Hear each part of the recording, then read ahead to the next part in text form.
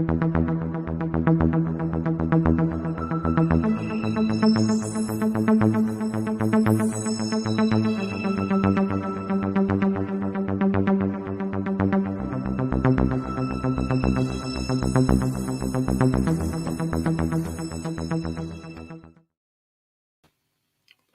world. Good morning, namaste and Nisam Bulavinaka from Sydney, Australia. I am Sashi Singh and welcome to Sashi Singh's Talking Point. In episode 22 of Sashi Singh's Talking Point program today, we will shortly meet our chief guest, Mr. Siromi Turaga, former resident magistrate in Fiji and now a provisional candidate for the People's Alliance Party.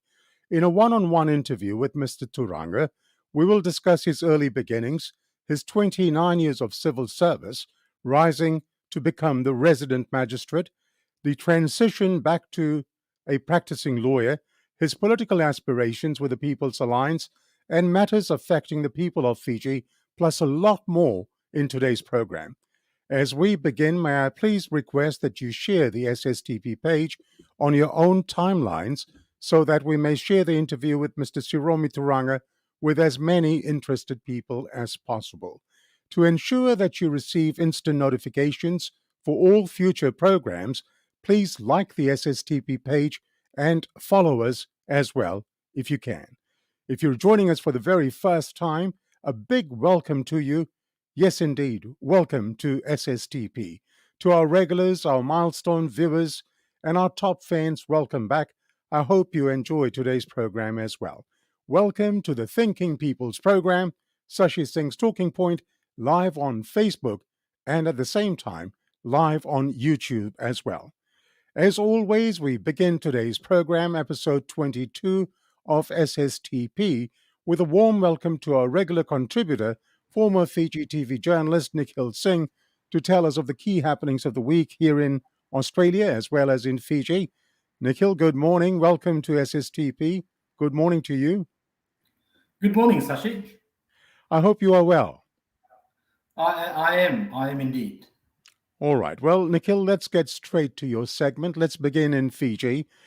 A former Fiji First government member has claimed that the ruling party is no longer wanted by Fijians. Please tell us more. Sashi, this is from the Fiji Times. It's reported last week. A former Fiji First Party member and parliamentarian Alifireti Nambulivo claims many Fijians across the country have only one thing in mind, and that is they no longer want the Fiji First Party in power. Even those that voted for the Fiji First Party in the last elections don't want them in government anymore. Nambulivo said in Naita Siri, the majority of villagers want a change in government, and this is the feedback they are getting from people during their campaign and their visits. He said people base their views on what they're experiencing every day and the changes brought about by this government. Such another claim made by this former Fiji First MP is about the dictatorial style of leadership within the party. He said he was part of the government and knew how they did things in Parliament, including the changes made to the Parliamentary standing orders. Nambulivo claims, and I quote, "We were even dictated as to what to say in Parliament, Sashi." Wow, some revealing words spoken by the Fiji First member, former Fiji First member, I must add.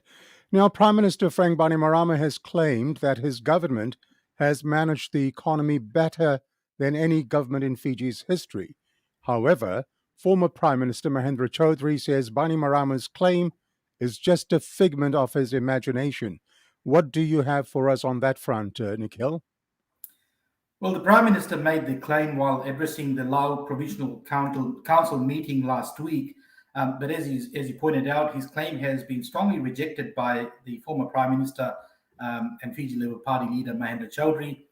In a statement, Chaudhry said, "The Prime Minister forgets that even prior to the COVID crisis, his government had been forced to slash the 2019-2020 budget by a massive $1 billion under pressure from international financial institutions. He was told that his government's borrowings were unsustainable and that it must cut down on spending to reduce fiscal deficits. What better example can there be of the mismanagement of the economy than that? It had become quite apparent by then that his government was surviving on excessive borrowings. Mr. Chowdhury said, in contrast, the Labour-led government in 1999 posted a 9.6% growth in just 1 year in office, and that came from the productive sectors of the economy. It was not the consumption-led like what we have seen under this government.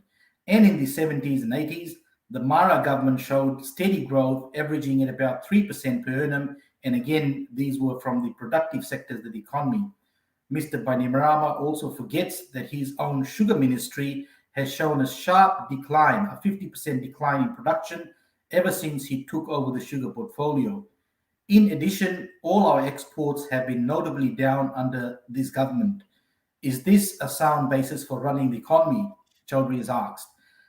He went on to say further that Bainimarama should be reminded that his government has had to rely on funds from Australia and New Zealand for budget support in the past couple of years. This had never happened under any previous government, Shashi. And still sticking with the Labour Party leader Mahendra Chaudhry, he has said that the Attorney General, Syed Qayyum, should go and get a mental checkup. What's going on there? Yes, Sashi, it's not every day the Attorney General of a country is told to go and get a mental checkup. Well, this is in relation to a statement by the Attorney General at a media conference that even if a logo night or a roti parcel fundraising was held by a political party, every person who bought a parcel should have his or her name recorded as a donor.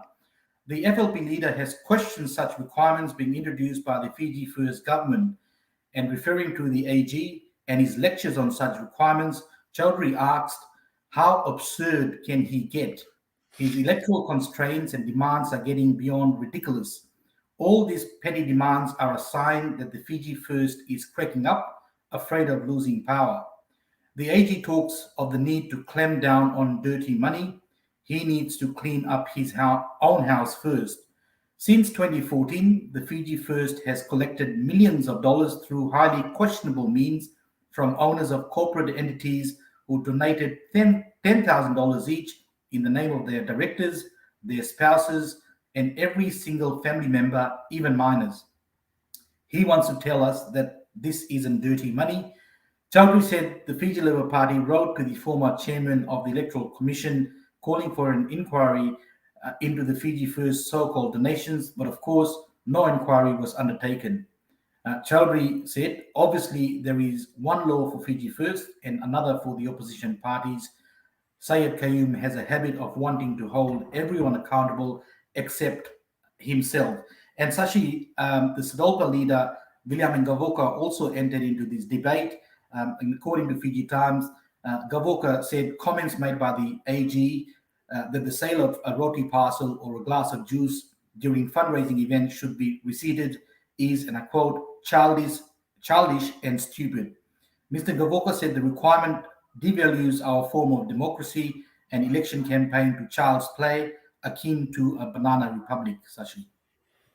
Well, I think we got far more interesting things to worry about rather than issuing a receipt for a glass of juice. Moving on, the International Budget Partnership, in collaboration with the Citizens Constitutional Forum, has released the latest Open Budget Survey 2021 for Fiji. Now, Nikhil, is it good or is it bad news? Well, we've seen a range of surveys in recent months, Sashi, and this survey, according to Fiji Village, shows that Fiji has scored 37 out of 100 in transparency. According to the survey, a transparency score of 61 or above indicates a country is likely to publish enough material to support informed public debate on the budget. The survey states Fiji has fallen by 2 points in transparency from the last score in 2019. Fiji also scored 17 out of 100 in public participation and 28 out of 100 in budget oversight in the 2021 results. The Citizens Constitutional Forum says the Fijian Parliament should prioritize allowing any member of the public or any civil society organization to testify during its hearings on the budget proposal prior to its approval and allow them to also testify during its hearings on the audit report. The Citizens Constitutional Forum says Fiji's parliament provides weak oversight during the planning stage of the budget cycle and a weak oversight during the implementation stage. And closer to home, Labour Prime Minister Anthony Albanese unveiled his new cabinet last week. What have you got for us on that front? Sashi, I pulled this from The Guardian Australia. I think the highlight is the number of women that have been appointed. Anthony Albanese has boasted of appointing a record number of women to his cabinet and ministry. And he said, this is an exciting team, a team which is overflowing with talent, with people who are absolutely committed to making a difference. This is the largest number of women ever in an Australian cabinet, with 10 women in the cabinet. In addition to that, there are 13 women in the ministry and 19 front benches, which includes assistant ministers, a record number in all three categories for women's representation in cabinet, in the ministry, and front bench positions.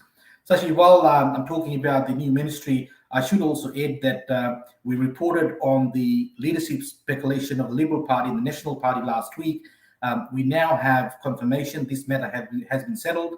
The Liberal Party has elected or appointed Peter Dutton as the leader of the Liberal Party, and his deputy is Susan Lee. They were both unopposed. A bit different from the Nationals, where they did have a ballot where the leadership was challenged. David Littleproud, who was the former agriculture minister, he actually beat Barnaby Joyce to take on the leadership of the National Party, and his deputy will be Senator Perrin Davey. All right, and sticking with the new cabinet, Australia's Foreign Affairs Minister Penny Wong was in Fiji just days after being sworn in. She was again visiting another Pacific Island nation last week. What's on that front, Nikhil? Yeah, we know Penny Wong was sworn in with the Prime Minister and two other cabinet, two other of her colleagues, Jim Chalmers and Richard Miles, on the 24th of May. She made her second trip to the Pacific in 9 days. Last week, she addressed the Pacific Islands Forum in Fiji. Now, during that time, China's Foreign Minister Wang Yi had visited 5 Pacific nations, signed a dozen bilateral agreements, but failed to clinch a security and trade deal with 10 countries. Penny Wong said Australia would increase the country's contribution to regional security and work together with Pacific countries like never before. She placed a heavy emphasis on building stronger connections with the Pacific countries, whose leaders have repeatedly said action on the climate crisis is a bigger priority for them than geopolitical rivalries. And so she's talking about strengthening those relationships in the region. Prime Minister Anthony Albanese, Penny Wong, and a couple of other front benches are flying to Indonesia today to meet with the Indonesian President Widodo. That's part of the annual leaders meeting. All right, Nikhil. Well, look, thank you so very much for your contribution again. As always, very nicely presented. We look forward to seeing you in the next program. Have a wonderful Sunday. Thank you, Sashi. Cheers now. Well, let me just acknowledge a few of our viewers who've joined us this morning. Kapil Dat, Kishore Chetty, thank you for watching. Mariseni Sinusere, Vinavalevu Mariseni, thank you for your support with SSTP. Geeta Maharaj, Rakesh and Saras Prasad, Rakesh Kumar, Ravindra Robin Nair, good morning to you, Ravindran. Thank you very much. Balram Raj, yes, our regular Dhaka Masivesi Chiochi from Nandi. Always a pleasure to have you along, Chiochi, Navalevusaka. And Aparosa Davumbuku, thank you, Aparosa. Janvi Singh's watching. Kusum Maharaj, Daniela Turangabevi is also watching. Says Yandravinaka Sashi, Yandravinaka Nikhil, Vinavalevu Daniela, thank you. Isaac Rounds, yes, a big bullet to you from Simla. Isaac, we acknowledge your presence. Pramesh Prasad, Chandra Segrin from Melbourne. Vinod Chandra, good morning to you. Nina Moreno is watching from California. Nina, welcome to SSTP. B. Lai, thank you very much for your comments. As always, B. Lai, always appreciated. Wills McCaig, also one of our regulars from the Garden Paradise, I believe. Anit Singh is watching. Milika Nasilivata, Nithya Reddy in Auckland, and the list just goes on. Look, thank you so much. If I have time, I'll acknowledge a lot more. You are watching Sashi Singh's Talking Point on Facebook Live. We ask the questions that Fijians all over the world want answers to. Fijians want to know. Please like and follow the SSTP page if you have not done so. I have an important announcement to share with our viewers before we start with our chief guest. Sashi Singh's Talking Point, SSTP, recognizes that questioning, constructive arguments, and opinions are part of conversation, but posts with aggressive, personal attacks, profanity, name calling, swearing, defamatory in nature, and or threatening will be removed immediately, and offenders will be blocked from being part of the SSTP program. Let's hope we don't have to take those drastic measures. Let's observe these rules and let everyone enjoy the program. Now it's time to meet our chief guest on SSTP. Our chief guest, of course, is Mr. Siromi Turaga. Mr. Turaga is a provisional candidate for the People's Alliance Party. Let us meet our chief guest and find out a lot more about him and his thoughts, his beliefs, and his political aspirations. Good morning from Sydney, Australia, and a very good afternoon to you in Fiji, Mr. Siromi Turaga. Nisam Bulavinaka to you. Bulavinaka Sashi, Bulavinaka. And how are you this morning, sir? I'm fine, thank you. It's Sunday, very important day in Christian calendar. It's a Pentecostal day. That's when the Holy Spirit actually touches the people who have faith in God, and thereafter they were able to go out and conduct their Christian faith in a miraculous way and turn people to turn to God. And it's a very special Sunday. I'm booked here in the hotel because of poor receptions at home, but I'm grateful to be part of your interview this afternoon. Thank you very much, Mr. Turaga. I'm really looking forward to it, and many viewers have expressed they wanting to hear you. Now, we've had a few problems this morning and yesterday, as you mentioned, with internet connectivity. I really thank you for taking all the efforts, and you finally found a hotel where we could have good internet connectivity. I thank you for that, sir. All right. Pleasure's Well, mine. thank you. Let me begin, as I almost always do, by finding out about your early beginnings. Where were you born? Sasia was born in the village of Toblelai, island of Nairai, the province of Lomeviti. But at early age, about 5, I moved to Suva with my parents. My dad was one of the first from my village to get an employment. And the reason he moved to Suva because my older brothers were at high school. So he came in, lived with families, the Rasobo family who lived in Nasese. And from Nasese, moved to Wainivula, the Umbati. From there, he managed to find a flat with my eldest brother, finish his education, he's got a job, and then we moved over and moved around Wainivula before we settled in 1976 in Nepani Housing Estate. That is the same river where Linda is up Wakanisila, I'm further down Nepani Housing. And All right. that's, yes, that's Now, what basically, about? Yeah. Sorry, go on. yes, that's basically my upbringing. I attended primary school Assemblies of God, 1 to 8, and Form 3 to Fiji, now Sila Central. I went on an exchange program to Australia, and 1987 University Foundation, and thereafter my Bachelor of History and Politics. And 1 year I went on an exchange program to the States, New Jersey, St. Peters, Jersey City, then back, completed my degree before I formally employed in the civil service on the 2nd of May, 1991. All right, we'll get to your civil service career in a moment. Now, what would your earliest memory be? Earliest memory of a house full of people. My dad was a preacher. As I said, he was one of the first. In any given day, there will be 20 to 30 people living in our house. People always come. We had a sheep from the village. We were one of the first village in Fiji who had a sheep. People, whenever the sheep birthed in Subuof, they bring in food, people will come into the house. It's always people. I live with people, I'm connected to people, and it's always been the church. My dad is a pastor.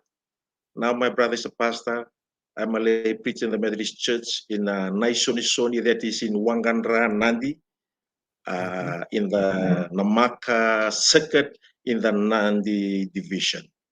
And it's always about people.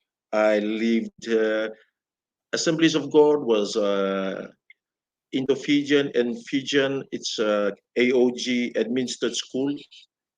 And it's sports. As you all know, we are the champions for rugby sevens. A female team are making a gigantic call now in the area of sevens. And it's always been active in sports, athletics in primary school, secondary, and thereafter I was fortunate to join Western Airways Club Nasinu Rugby Club in Nasole. We were affiliated to that. And my dad has always been strong. He has principles, biblical principles. We always abide by what he says. We have to go to church in the morning, 6 a.m. service, the 10:30 service, and of course the 5:30 service. That's my early memories. It's been people around me and family support. My house is always full, and I find something I much appreciate where I am today because of the family connections. And I'm grateful that people now do appreciate who I am. And they have contributed in one way or another. I can remember when before I went to Australia, the family will get together and do a soli at the village with what little they just to put in as a contribution for my expenses on my first trip to Australia in 1986. Wow. Wow, great memories indeed. As you say, people around you, and when you have loving people around you, life becomes much more bearable, and life has its very own special meanings. Having said that, who would you say was the biggest influence in your life? My dad Hmm. is no more. My mom is no more. Okay. My dad is he was the one who pushed me into the study law. I said, Dad, I can't do it. I'm not as good at it. He put me, I want you to be the first from the village. In fact, I was the first from the village and the first from the whole of Nairai to become a magistrate. And of course, my mother, hardworking woman. Wake up early in the morning, 5 o'clock, will continue to work during the night. The last person to lie down. And if I was studying, I used to study until morning. We were sitting for EUE. I study until morning. I never sleep. And my mom will wake up and try just to accompany, will weave her mat, just to accompany me. And I must mention, Sashi, the greatest experience I had was 1986 when I went on exchange program. We had to go and live with an Australian family for one whole year. The purpose of the exchange is for me to get connected, interacted with Australian family, and for them to know more about the Fijian culture. The reason they want someone from Fiji because they had adopted a Fijian kid. I acknowledge Mom, Carol Young, Brady Young, Adam Young, Jason Young, Christian Young. We are still, from 1986 until today, we are still connected. These Wow. are the people who provide me the experience. Imagine at that time, 1980, very few kids from Fiji have traveled abroad. There was no TV. That was my eyes to the world. And then came 1989, 20-year-old going to study in the US, Jersey City across is New York, Manhattan. I live with the diplomats for 1 whole year. So those are the experiences that shaped my lives. And I wouldn't be here today without those two experiences. I'm grateful for those people who are behind the AFS culture program and the ISAP, International Exchange Students at the university level. That was through University of Fiji. I went to US, I must mention, because I know she's watching me, with Marie Chand. She's also a lawyer. We were the two selected from Fiji, two Fijians selected from Fiji to represent USP, the 13 member countries, in 1989. Okay. Wow. Now, I've asked you for your early memories. I've asked you for to describe who was the biggest influence in your life. The next question is going to be very easy because hearing you speak, you're a man of values. What values are important to you, Mr. Turaga? Self-respect, human dignity, righteous, humility, love, compassion, accountability. While these are espoused in many they are rooted in the Bible. And I went through Sunday school, then MYF, then men's fellowship, later before I became a lay preacher. All my life has been with the church. I came in, joined Namaka Lawanga circuit when I was magistrate in Lawanga. I joined the a church in Lautoka. There were police officers and government officers attend.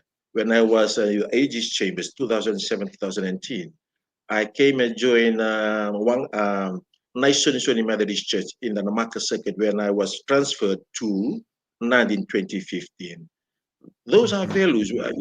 Wherever you look, they are rooted in the Bible. There's nothing new. I think there's so much social justice in the Bible that translates to what we call concepts or principles that we want to espouse as we move forward from, especially for Fiji. Well said. Let's look at your long civil service career now. You spent some 29 years of service, giving service to the Fiji Civil Service.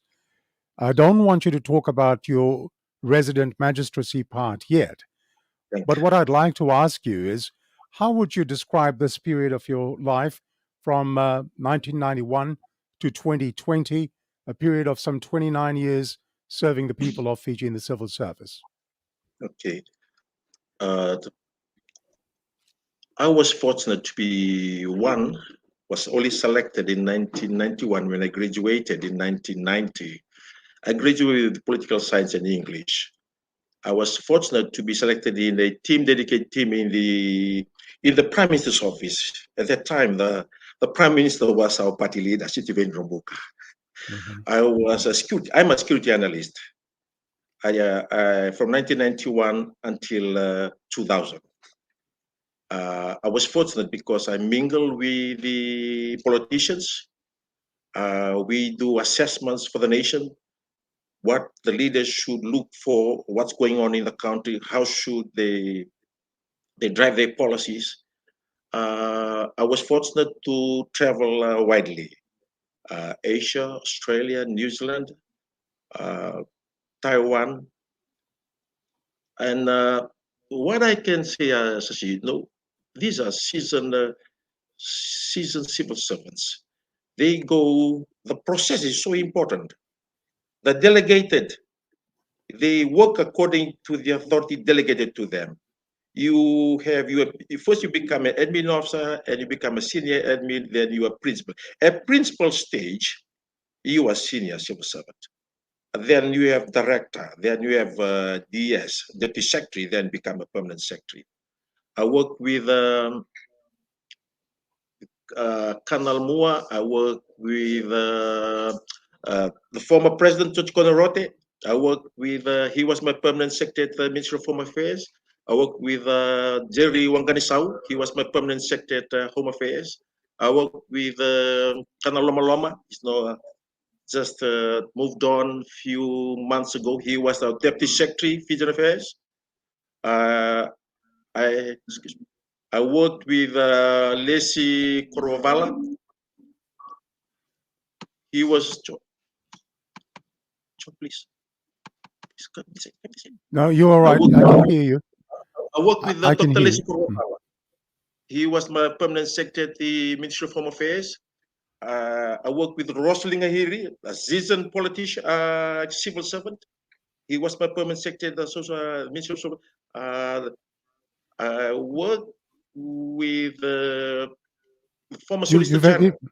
You've had a long list of, in that 29 years, quite Yes. a varied experience. Now, you're talking about people you've worked with. My research shows that from February 2011 to August 2012, you also worked in the Attorney General's chambers as principal legal officer. What was this experience like? Okay. Shit. So see. No, you're all right. You talk to me. I can hear you. Yeah. If can you allow me if I can just go back for a minute? Yeah, go on. Okay. I was the advisor to the police force when Henry Hughes was a commissioner of police at the time when the crisis was starting. Okay. Attorney General, yes, no, very experienced. We have Mr. Nandan as a Solicitor General. We have Mr. Mbanuve as the Deputy. Kalachini, the president of the former president of Court of Appeal. He was the Deputy Solicitor General. Then we have the State Solicitors, Udit, who holds a very senior position in the Nauru Judiciary. And Mr. Mbanuve, who is now the Solicitor General in Solomon for more than 15 years. The current judge in the High Court, Mr. Anaret Tulebuka, Merseni Buniwanga, the former minister, she was in the Attorney Generals, and Mr. Ropati Green, who is a senior magistrate in the judiciary, Cindy Lembalevadi, who is a magistrate in the judiciary. There was a great team. Yeah, okay, but did you work directly under the Attorney General as well? When he came back, when he was appointed, the first thing he did was prior to him joining the civil service or joining the government, there were legal officers based in government departments. We have the Ministry of Lands, Public Enterprise, Ministry of Home Affairs, and a few others. When he came back, he said, and the police, he said all lawyers in the government departments to move back to the chambers and work under him. Now he came, and that's when I moved back, and that was around 2007. Little interaction.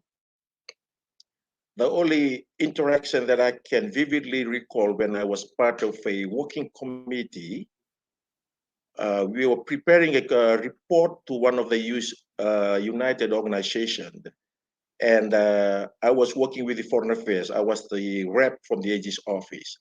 And once our report was completed, he asked me, why is this term Fijian? And I said, sir, that's the definition under the Interpretation Act. I think it came to me that he did not appreciate the definition of Fijian that was in the Interpretation Act. And well, it was not surprising that he later changed the definition of Fijian, because the definition of Fijian was different. It refers to, generally speaking, to the Itauke people.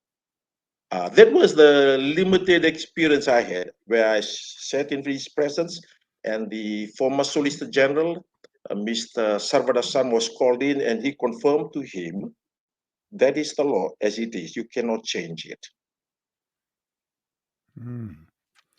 Okay. Now, in September 2012, you were appointed to the bench as the resident magistrate. Now, before we discuss the reasons as to why you are no longer a magistrate, I'd just like you to briefly describe your tenure as a resident magistrate. I absolutely love my job. I think if you talk to my comrades, if you had opportunity, which is going to be difficult, they said that I was good at my job. And the staff, I had a rapport with the staff. Singatoka, Nandi, and Ba. The day I was farewell in Ba, the staff were crying, including the magistrate. They came as a shock to them. I still meet my staff today, Sashi. Whenever I go into the registry, they're happy to see me. And I meet people who I've dealt with in the court, thousands and thousands of people. It's interesting, something has happened. It's kind of weird. In the last 4 months, I've been going out when I declared my intention to stand for the PAP. People have met me and said, we're going to support you. You're the one who set me free. You're the one who bailed me. I don't even recognize them. All right. Well, that's the respect that people had for you when you were on the bench, and that's the respect that people continue to have for you. Now, you served as the resident magistrate for nearly 12 years and left the magistracy after serving the Fiji government for some 29 years. Firstly, That's what a correction. thoughts went... Yep. I served the magistracy for 8 years. 8 years, okay. Yes. Firstly, what thoughts went through your mind when it came time to make that decision to leave? Well, I was interviewed on my last working day through Fiji-san, interestingly, and it was no other was my nephew. Tandoko, yes, it's true. Today is my last working day. And I told a door is closed, a new door will open. God is with me. He's on my side. Although it was a bit difficult to accept, but life has to go on.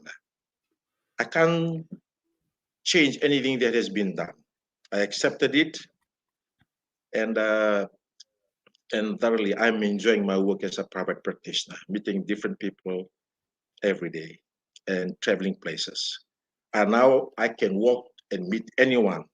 Interestingly, when I was magistrate, even when I come out of my chambers into my car, I can't even be seen to be greetings anyone because there have been reports of people. Yes, Sashi, there have been reports where I just shake hands with someone. Someone reports to someone up there, and it comes back to us. And it's not only me. Other residents had that experience. Okay, now let us now discuss the circumstances of the non-renewal of your contract. Now, is it true that on 15th April 2020, a decision that you made as the Nandi magistrate in acquitting 2 men charged under the public health law for breaking the curfew hours set by a directive from the Prime Minister to protect the public from COVID-19 was the starting point of the drama?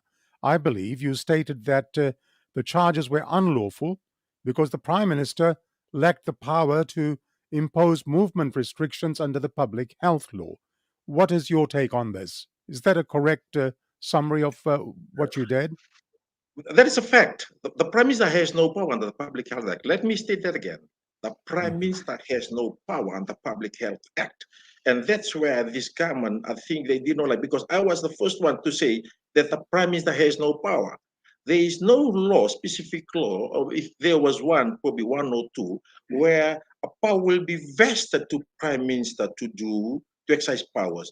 Otherwise, the power would be to a specific minister as per the ministerial assignment of responsibilities. Okay. The power, the Public Health Act, we all know for a fact, for any civil servant and for those who work in the Ministry of Health and for those all working in the AG's chambers, we all know it vests power to the Minister of Health and the Permanent Secretary. That's the reason why the Permanent Secretary is on the news advising everyone. It's not the Prime Minister. All right. Now, so you acquitted two people based on yes. that premise that the Prime Minister could not be the person giving that directive. So Yes, let's that stay was on this. Shashi, the particulars of the offense, since they breach the directions of the Prime Minister under the Public Health Act. Mhm. That is the Okay. particulars of the offense. All right. So you acquitted those two men. And then a day later, it was reported that you found a man guilty of disobedience of lawful orders under similar circumstances. And on that occasion, the Attorney General Ayaz Sayed Qayyum had said in a press conference that, quite interestingly, the same magistrate, and he was referring to you, had not Yes. found any anomaly with the drafting of the charges, convicted a person, and fined him $300 to be paid in 2 months or default 30 days imprisonment. And Mr. Qayyum said, he said, rather interestingly, we have another ruling by the same magistrate acting completely contrary to the ruling he made the day before. Now, the acting Chief Justice, Kamal Kumar, set aside the decision made by you. What was happening here, Mr. Turaga? Okay, let me just correct. It was not, the Chief Justice did not set aside. It's Justice Pereira. It was a revisionary powers. It's under Section 260 of the Criminal Procedure Act. The High Court may call for the High Court may call for and examine the record of any criminal proceedings before any magistrate court for the purpose of satisfying itself as to 1, correctness, legality, or propriety of any finding, sentence, or order recorded or passed, and B, the regularity of any proceedings of any magistrate court. Subsection 2 of Section 2260 says, the High Court shall take action under subsection 1 upon the receipt of a report under the hand of the Chief Justice, which requests that such action be taken. So what happened is this: someone advises the Chief Justice, or the Chief Justice on his the information came to the Chief Justice notice. The Chief Justice then, under 260, assigned the matter to be reviewed to a magistrate, the judge. The judge was Justice Pereira, Sri Lankan national, who actually reviewed. He reviewed my decision on the 16th at 2 p.m. At 10 a.m. in the morning, the AEG criticized my decision publicly. Okay. Now let me get back to that. Sashi, I think the AEG was not aware. The fact is this: after my ruling, the charge that the police framed to be used in subsequent matters for breach of curfew changed from failure to comply with orders, contrary to Section 69(1)(c) of the Public Health Act 1935 and Regulation 2 of the Public Health Infectious Disease Regulation 2020. They changed the charge to disobedience of lawful order according to Section 202 of the Crimes Act 2002. Now, there are two separate legislations. One is a regulation. The regulation was the initial charge based upon the charge was premised as a result of the breach. Because of my decision, I was told that the whole prosecution, including the police and someone else in the circles or higher circles of government, sat until 11 p.m. to discuss my decision when they found out that the charge was irregular. So thereafter, they changed the charge to disobedience of lawful order under the Crimes Act. So, as you see, the charge that I later acquitted was based under the Crimes Act. The charges I acquitted those two was under the regulation of the Public Health Infectious Disease Regulation 2001. Right. Okay. So Is it who clear? was it that?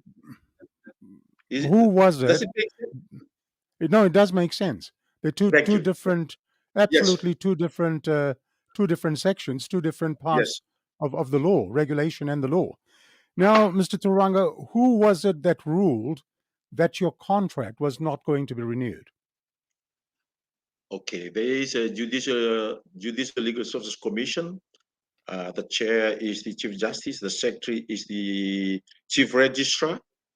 There is a rep from the AG. Normally, there's supposed to be a rep from the Law Society, but that has been changed. What I can say is this: I was informed prior to about a month or so before my contract was to expire. I was informed that my contract will be renewed based on the assessment of my work. And the recommendation was this to the Judicial Legal Officers Commission. I'm not going to mention to whom, that my contract be renewed. And secondly, if there is a vacancy in the masters through the civil jurisdiction, I can be elevated to that position. That's a month before I made that decision. So Okay. I can say for a fact that the Chief Magistrate endorsed, the then Chief Magistrate, Usaya Ratuvili, endorsed my renewal, but it was beyond him, someone higher up. Okay. So, what did the non-renewal of the contract mean to you? I mean, was it a struggle, or was it simply a case of falling back on your vast legal experience to enter the private practice arena?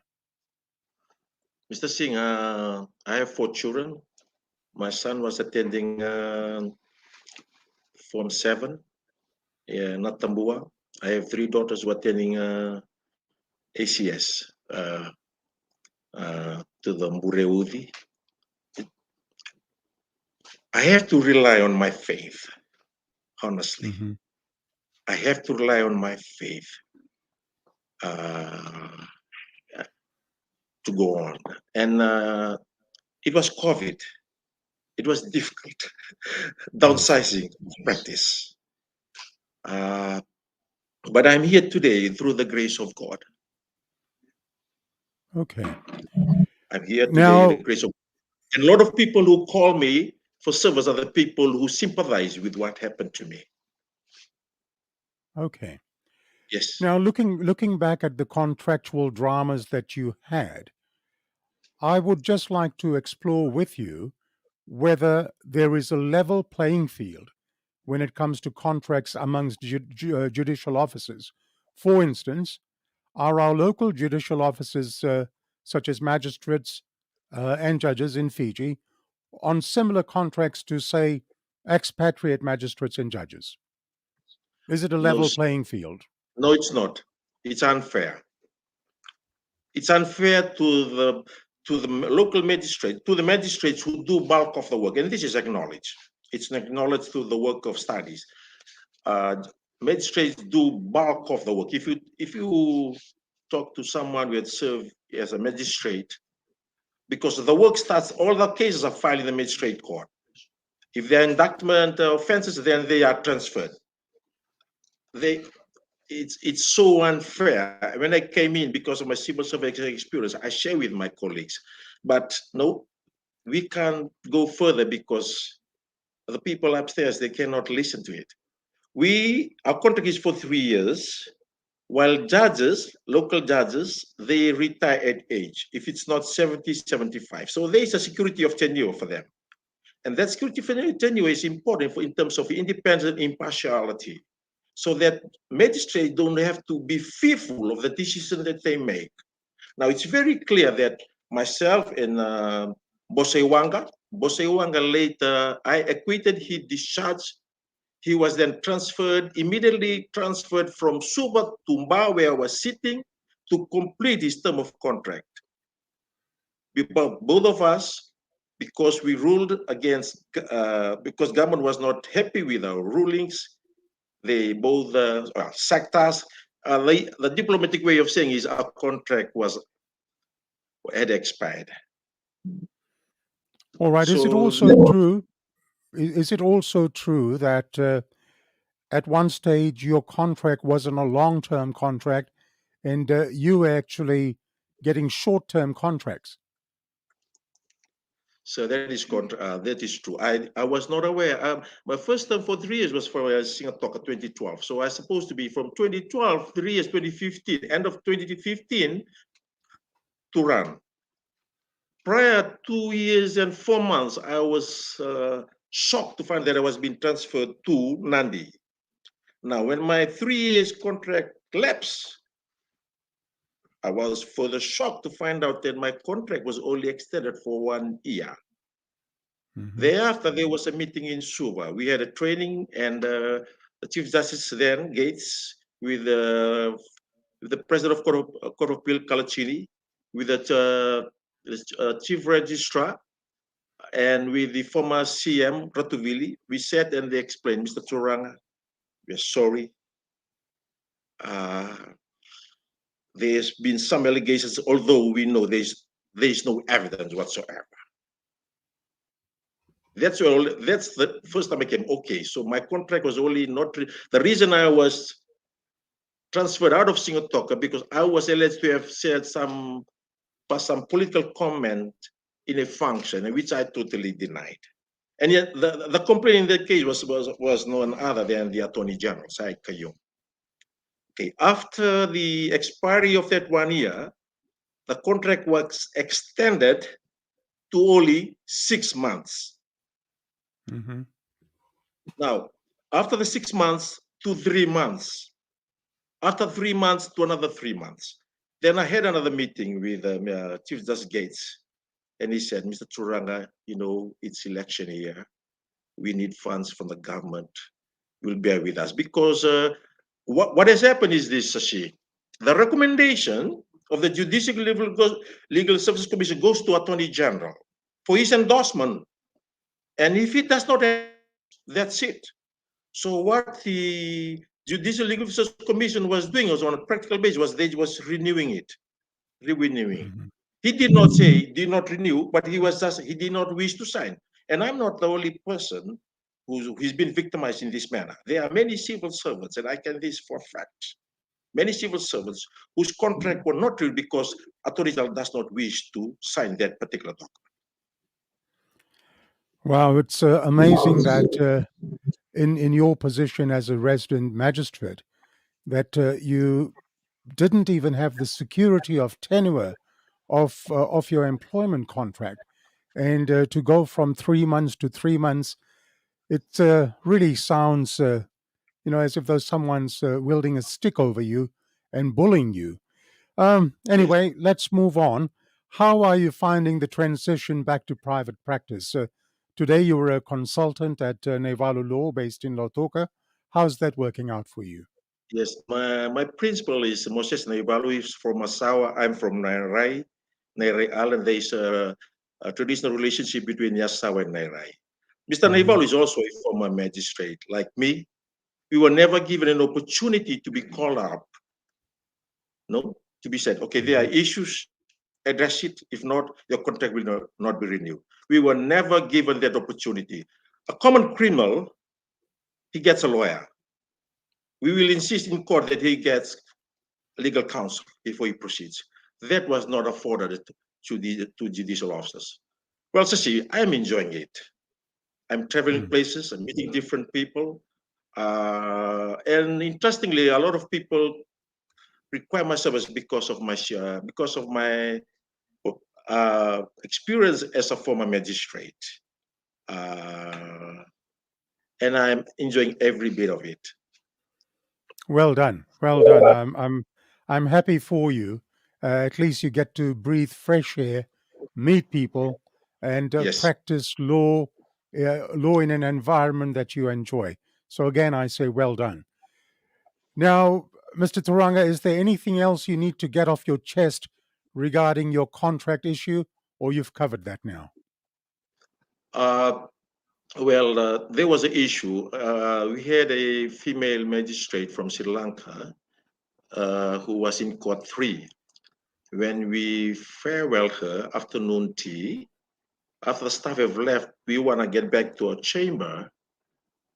Somehow she wants to say something to us, and she opened her, hey, my brother, are you receiving an annuity?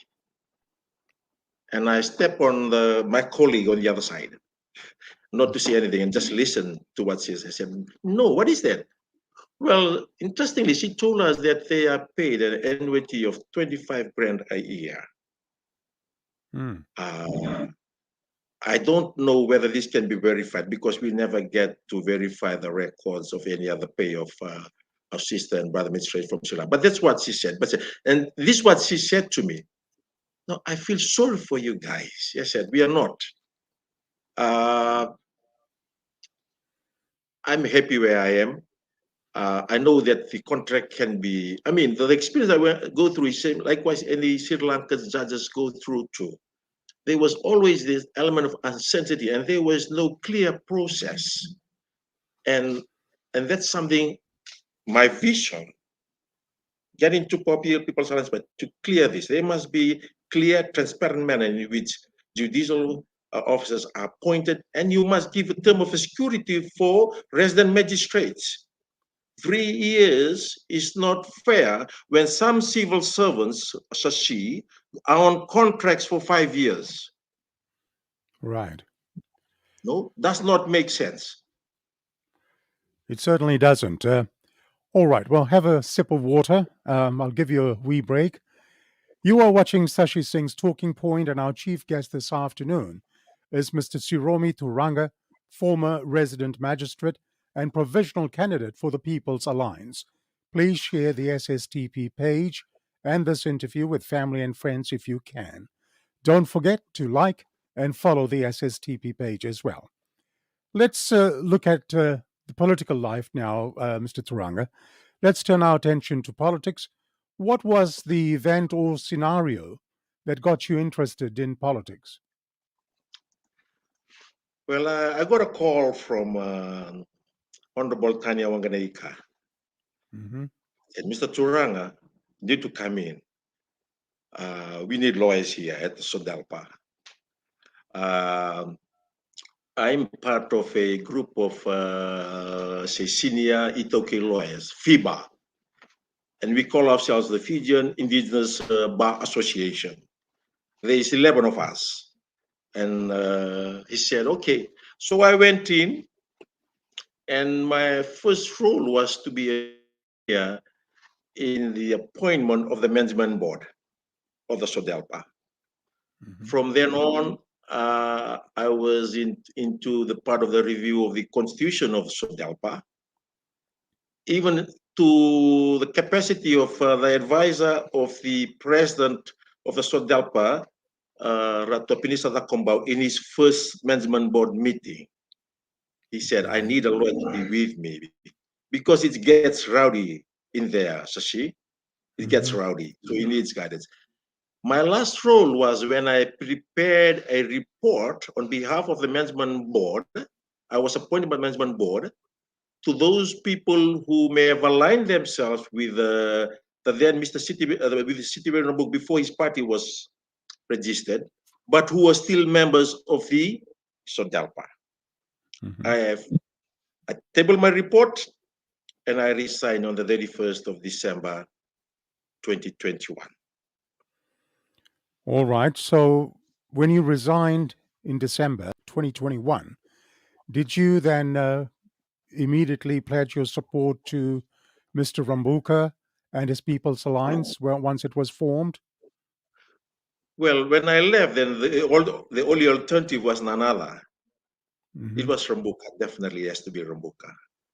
All right. I walked into the office. Walked into the office, met with Mr. Sakesh Ditok, whom I have known through the years in the civil service. I was in Home Affairs. He was the private secretary of Licensing and Garasia. And he said, okay, you submit your application and please liaise with the Western branch in Nandi. And that's what I did. and applied like everyone else, and I'm selected, a provisional candidate. I'm a candidate for Lomai VT. I'm from Nairai. My mom is from Nairai. I'm P1 Nairai. But I've lived in the Sinu all throughout my life and moved to Lautoka, Singatoka, Nandi, and 1 year in Bas. So I have fairly experience in all parts of Fiji. And that's, I'm Okay. backing the support. Yes, so you've chosen the People's Alliance. Why the People's Alliance? What was the biggest attraction for you to join the People's Alliance Party? So see, the reason I left because of the infighting going on. I mean, you can't be fighting an election here. I mean, South Africa has a history. So I have to, I mean, I'm a political analyst, as I said. I'm a political analyst, I'm a lawyer, a magistrate, and now a lawyer again. So the option was because of the team.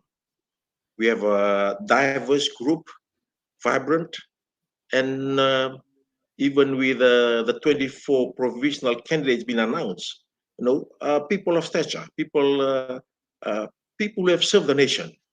And that's what the people are looking for, Sashi. Who are the alternatives to this government? It's just not any, so to speak, Tom, Dick, and Harry. Someone who has led, no, who has served, who has a reputation. And if you look at the lineup of the People's Alliance Party, no, we even have reserves. I like the team, and the minute I joined, there was no hesitation. This is the right party that's going to take Fiji forward. Okay, now let's look at your party leader. Mr. Rambuka has been constantly criticized as a coup maker.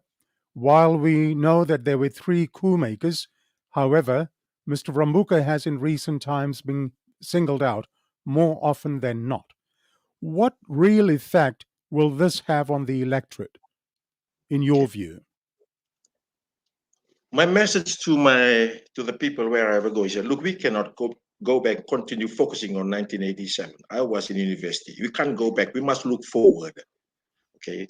And as a Christian, I think everybody has failures. No, humans err. But you have to look at the person. No, much has been going on. The criticism is on the past. But look what has Rambuka done. From a coup maker to a 1997 constitution. Now that's a total turnaround. I mean, the stage about the person.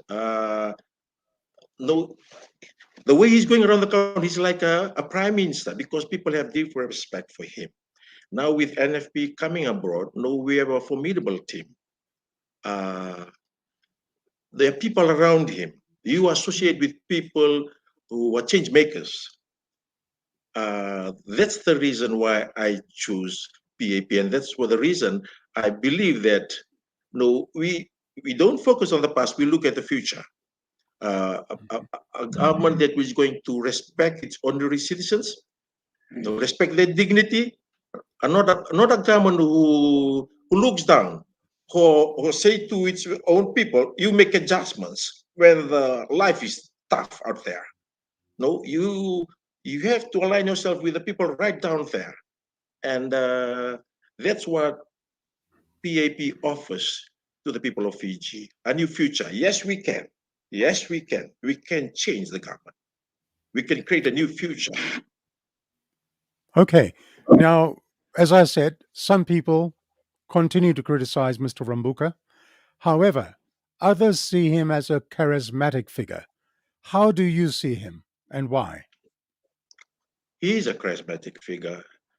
There's one thing that strikes me, Shashi, about this leader. This is leadership, his sense of humility. So, sense of humility. Today is significant because in the Christian calendar, today is very Christian. One of the Bible verses coming out strong is the fruits of Holy Spirit. Yeah? The fruits of one of the fruit of free. If you look at the fruit of the Holy Spirit in the Bible, it's reflected in the life of our leader. Sorry to say, you can't say the same to those in power right now. That's why Okay. people are afraid. Okay. In terms of the Ethio population, how well do you think they regard Mr. Rambuka? I've been going around in my awareness.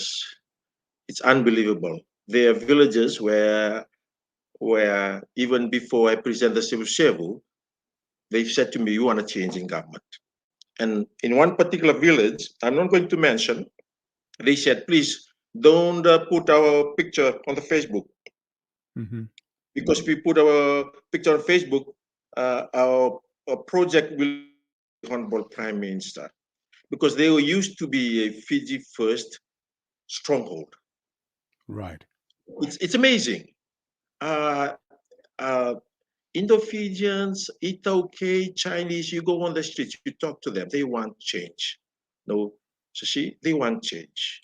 And I've always said this, if you look at the leaders today, who is the best person who's going to, able to battle this stronghold? The stronghold is, of course, number one and number two. To me, there is no other person. The answer is clear, very crystal clear. There is no other. It's Rambuka because of Okay. experience. All right. We move on. You are now aspiring to enter Parliament with your People's Alliance Party.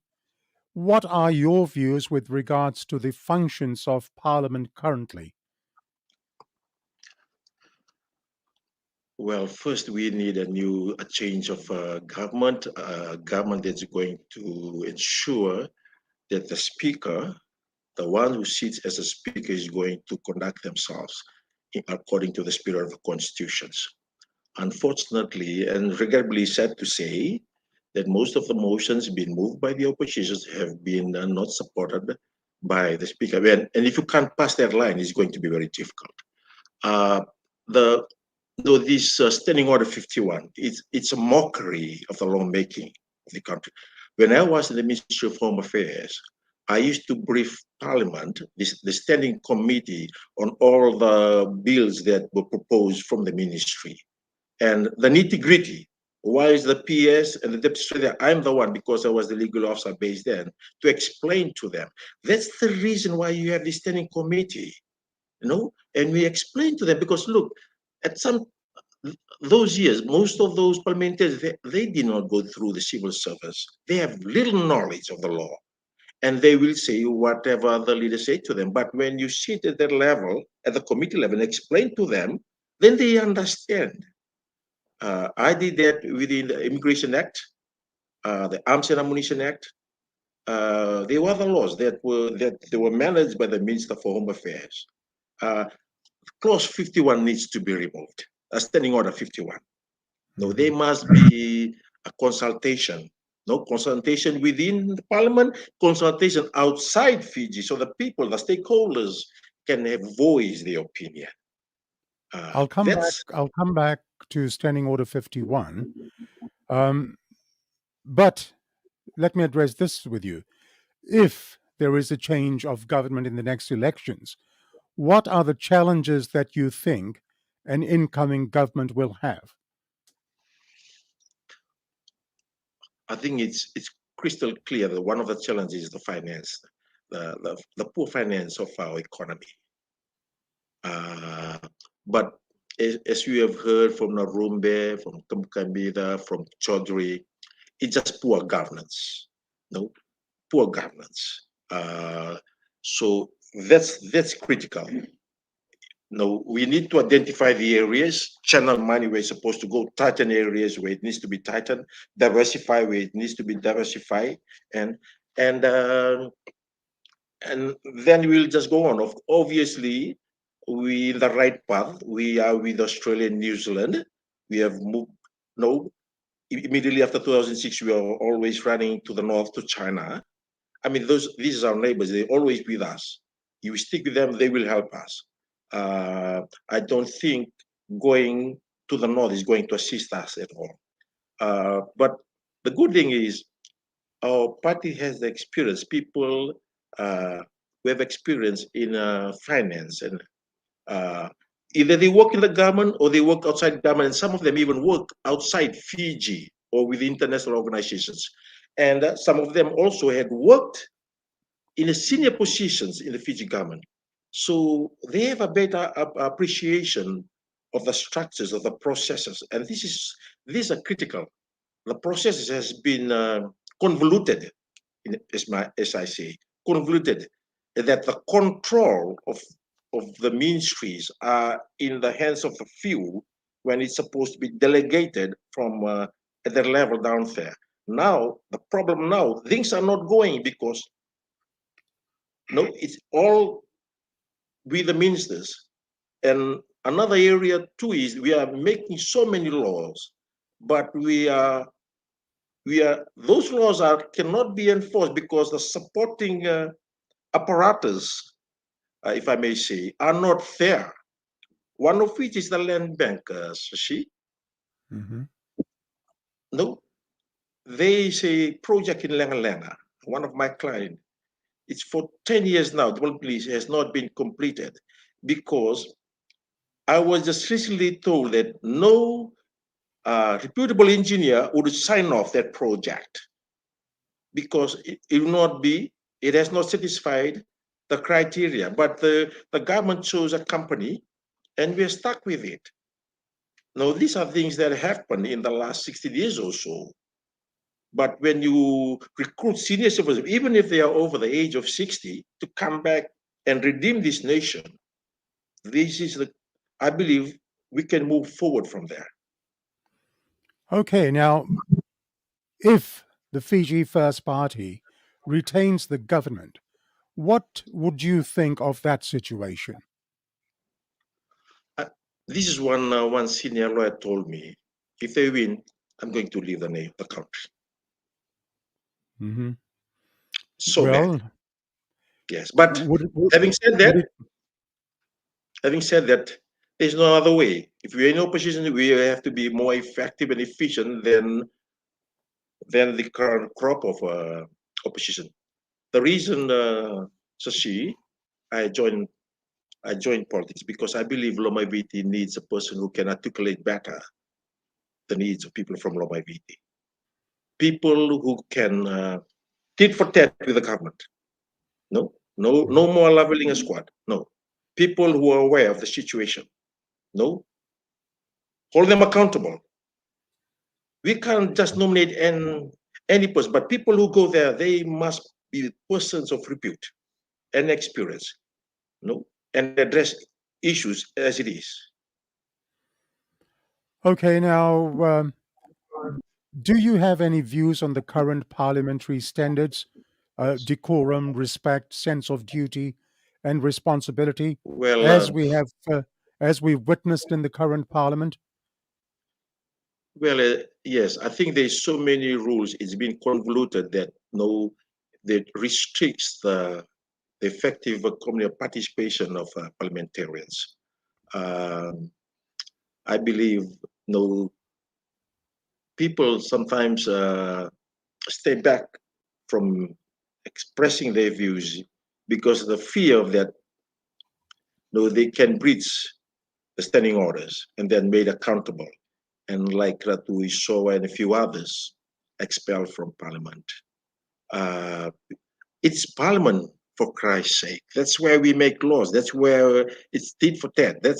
You give the opportunity to people to criticize or contribute effectively because we are being nominated by the electorates to represent them in parliament. And we cannot be making laws that restricts the rights of people to engage in a free, impartial way of discussion in parliament. Okay, now you were talking about Standing Order 51. Let me come to this. As you know, a crucial part of any parliamentary democracy is the consultative process between the elected representatives and their respective electorates. We have, in the term of the Fiji First government, seen the rushing of bills in Parliament under Standing Order 51. Bills have been introduced in Parliament late at night, debated in a rushed manner the next day, put to vote, and passed. Consultation? Non-existent, I think. Now, I'll let you finish what you were saying on Standing Order 51. You were saying that it has to be removed. Please go ahead. Yes. If I may just go to that particular legislation where the consent of the TLTB has been removed. Okay, I cannot recall. Okay, I was just thinking this a few days ago. Now, prior to that, you may know, when they were before the removal of those 13 legislations about it. Okay, we have a GCC rep in the ITLTB board. Okay. Now, the essence of that is this: when there are bills or issues discussed pertaining to land, because they are representative of the GCC, and the GCC is the custodians, so to speak, of the Itauke people and their interests and their aspirations. Okay. Okay. Now, when that was removed, so there is no representation from the Itauke at that board. What we have is a personal representation of the Prime Minister, who is the Minister of Itauke Affairs. And those persons appointed to the board may have not had the support from those Itauke community, the 14th province of Fiji. See? So when that bill came, if it was the other way around, if there were GCC representatives in the board, I'm sure that bill would not have gone past board level. Okay, that's one. Now, there are issues that we can't assume that the MPs know more than the people out there. That's why we have a community where the NGOs are doing a greater job, to meet the needs and the aspirations of ordinary citizens. That's the reason why we need to go out and do consultation and hear their voice. Now, the government too must respect that the contribution the NGOs have done to this country. The government cannot do it alone. So that's why there must be consultation. It's not only one, all different NGOs go out to the people. Sometimes they have weeks and weeks and even months to do a consultation. Only then can we say that the consensus is reached according to the will of the people when it comes to Parliament. But the situation as it is, it's a mockery. It's a mockery of the democracy that we try to promote in Fiji. All right. Now, the People's Alliance have announced some candidates. What would you say about the caliber of these men and women, your provisional candidates, your colleagues? They are community leaders. They have wider respect in the community. The people of experience. Obviously, the board, through their assessment, have went through them. I was told there's 165 people who applied. It could be more, could be less, but 55 provisionally selected, and the few have been announced. People who have served the nation, many of them, some have served other countries, like Mr. Cecil Brown, have served in Tonga. Manua Kamkamida was the head of ANC in Tonga. And these are the people that should lead our nation. So see, it's something that hurts me. When we got our independence from England, from UK, until 1987, the hierarchy of the civil service was dominated by locals. And proud to say, they were Fijians. Then suddenly things changed in 2006, when the military government came in. They removed all. And now we have people from abroad managing our country. But we have a Chief Justice in Cook Islands, can't get his name, from Fiji. Okay. Yes. Yes, sorry, just leave my naita from Kandabu. Graham Leong. We have a Chief Justice in Nauru. He's the former Chief Justice of Fiji, Fatiaki. We have a Chief Justice in Somalia, Mr. Rengulebu, former DPP. We have a Deputy Solicitor General in Vanuatu for what, 15 years or so, Samanathan Banuwe. These are the people supposed to be leading the country, but they left because this government did not see any value in them. But the people that we in the PAP, these are people who have proven track record. Some of them even have gone overseas and come back, and they bring that wealth of experience, to Fiji. Okay. Now, Mr. Turaga, when you were announced as the provisional candidate for the People's Alliance, you said, and I quote, "I stand here because I cannot see the injustice going on in Fiji.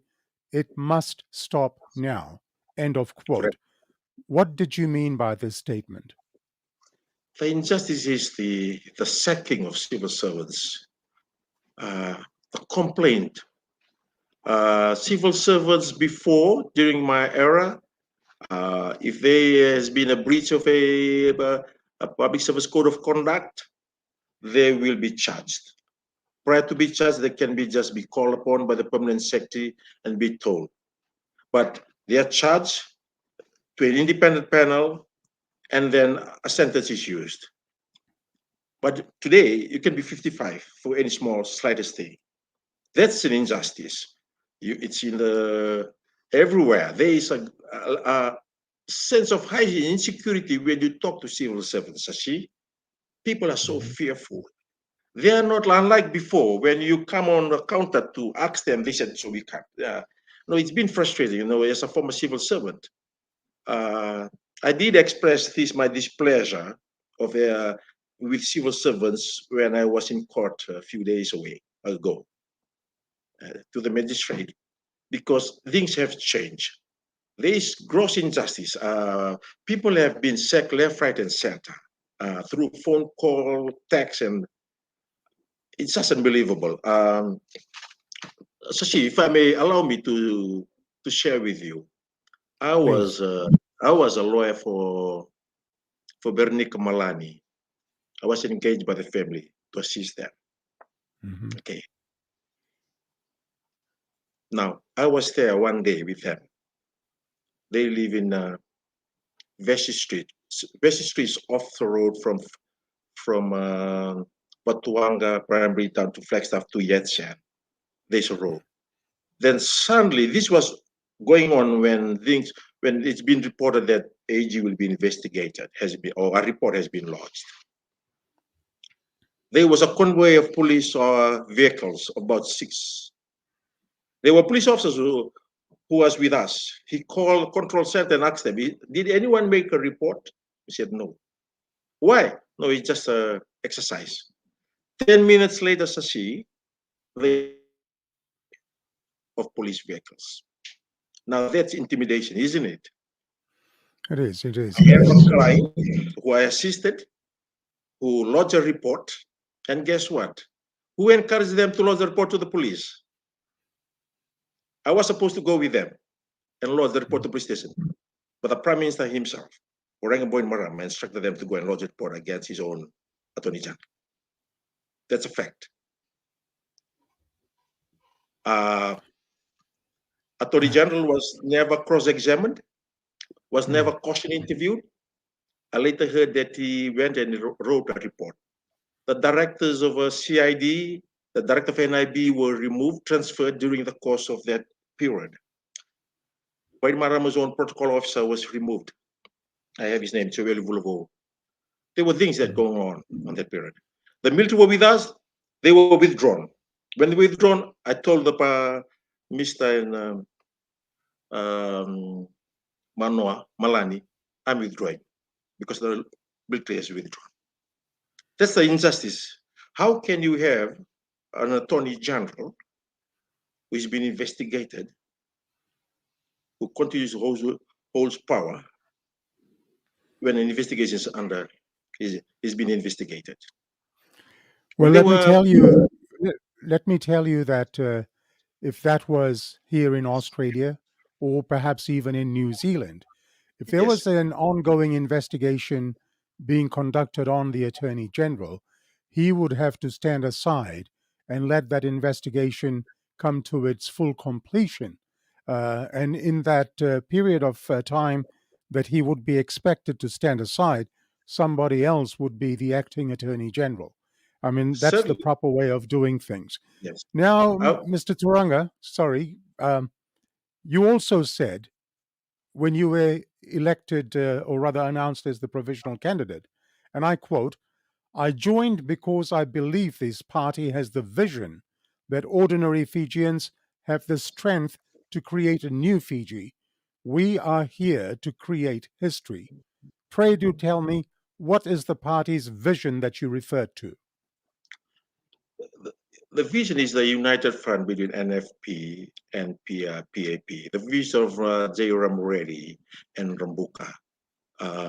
And vision for Fiji does not really include the military as part of the process as they did in 2006. The will of the people. We have learned a lot in the last 16 years or so under the difficult circumstances we have lived.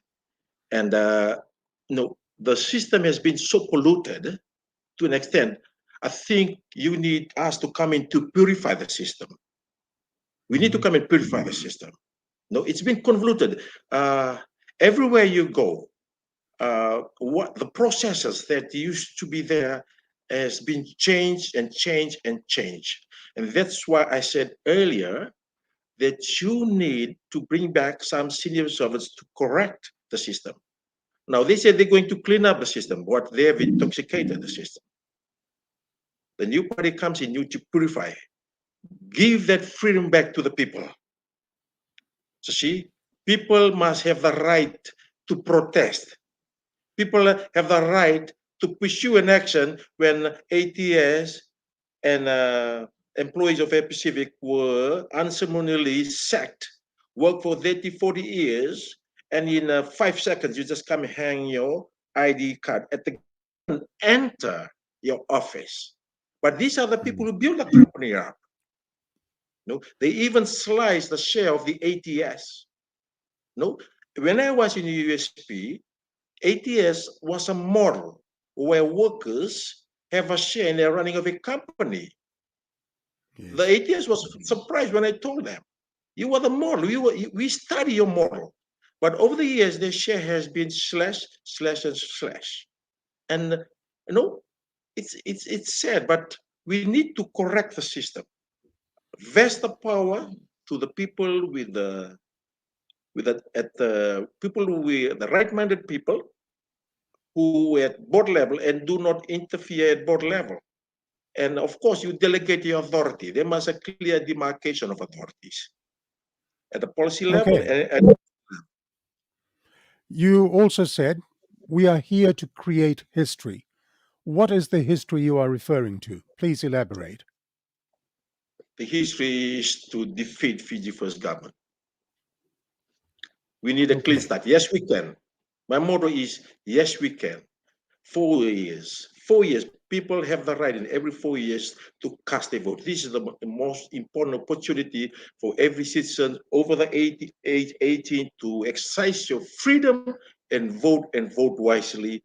A new future for Fiji, not Fiji First, but PAP and NFP. All right. Have a break, have a drink of water. I'll be back with you in just a moment to discuss the law and the Attorney General. Have a drink of water. Have a break. Thank you. You are watching Sashi Singh's Talking Point, and our chief guest this afternoon is Mr. Siromi Turaga, a former resident magistrate in Fiji and the provisional candidate for the People's Alliance Party in the forthcoming general elections. Please share the SSTP page and this interview with family and friends if you can. Don't forget to like and follow the SSTP page as well so you can get instant notifications. Let me now address the subheading, I guess, let's call it the law and the Attorney General. Briefly, discuss the issue of the law and the Attorney General. First, how difficult was it to work under the Attorney General? When you were the resident magistrate,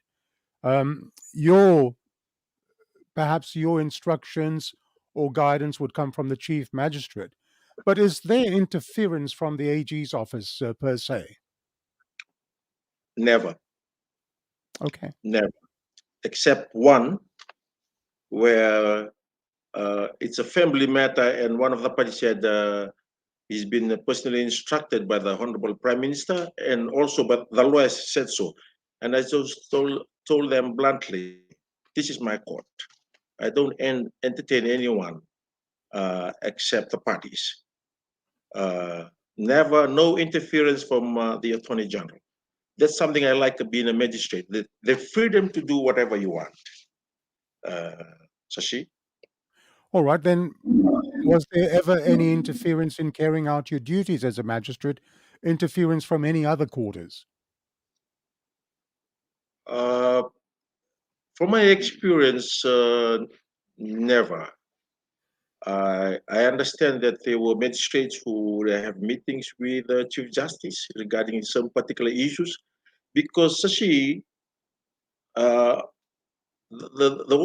any ordinary person can write a complaint letter to the Chief Mhm. Magistrate, and then it's get investigated, it comes back to us.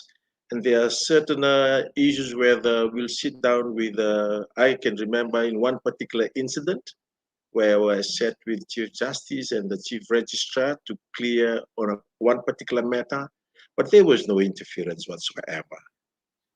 All right. Okay, then let's move on. What do you think are the major areas of concern, that is of significant concern to the Fijian population now? It's employment, poverty level is high, people are finding difficult to survive. We're grateful that Australians are assisting us in terms from the people from the rural areas, and people even in urban areas, and even people who had formal employment. They are now coming to Australia to be part of the NAC, seasonal workers.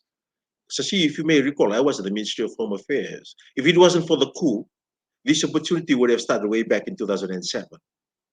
Imagine that. But because of the All coup, right. yes, poverty, crime. When there is poverty, obviously the direct link to that is crime. There's an area that I need can be improved. Sashi, we cannot sending young people to prison for simple theft from the village. We cannot believe it's fair to send teachers to prison because they work a student who who has a reputation in school for being intolerant.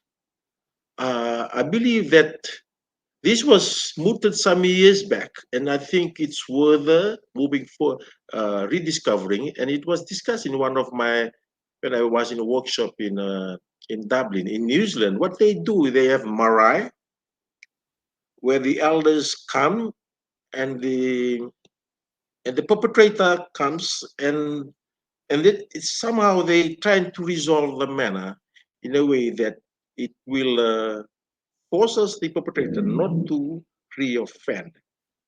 See, some of these matters that are dealt with the magistrate court can be dealt in other ways. Otherwise, this every single person is charged, remanded. There is a price to that, and we convoluted the court system. I believe that there should be better process in terms of sentencing. I believe that some of these young offenders need to be sent back to their villages. That is provided for under the law. I've done it a couple of times because they are in these urban areas. They're disconnected from their villages, and you send them to the village. And in the village, they live with their relatives. They forced to participate in traditional activities, go to church, and those processes actually change the mindset of these delinquent adults, teenagers. We cannot, because of the coexistence of the traditional setup in Fiji, and of course the you know the Westminster style of leadership or the liberal democracies. There are conflicts, but no, we must look for options that we can assist people so that they can actually change their conduct through other means and not only through the law. That's basically my Okay. point. All right. Let me discuss this next issue with you.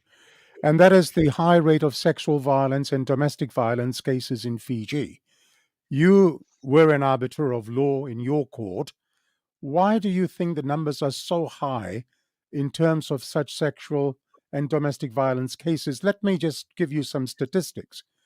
16 of the 29 victims of serious sex offenses in May were under the age of 18 years, and there were 32 people charged with a total of 73 counts of separate incidents. And this is according to the Office of the DPP. Looking at these statistics, why do you think the numbers are so high? There has been a social dislocation, Fijian lifestyle. People are brought up in urban areas, they live in settlements, they come and look for employment. So see, one thing that I find, most of the people who come up, who appear in court, there's quite a high number. They come from broken families. So the social systems, the church, the community, the families, no, they are not there to support these children. I've witnessed a juvenile who had 3, 4, 5 cases, and he was in prison, continued to breach the corrections processes. When he escaped, and then when he escaped, he was over 18. And he committed an indictable offense and sentenced and convicted for rape. Now, we show that when a juvenile is produced in court, he must, as a matter of a procedure, appear with his parents. No, he appeared alone. He was a 15-year-old kid. His village was like 5 minutes away from town, but he was living in town for about 6 months. The father was separated from his mother. The father told me, I don't want to help this kid. Bluntly, I don't want to help this kid. It's sad. I think the church has a role, but it can be improved. I've spoken in the church activities here for youths, to what is the situation. I live in a busy jurisdiction, Nandi, one of the busiest court in Fiji. And I can tell you it's not easy to deal with these matters. These are matters that are prevalent.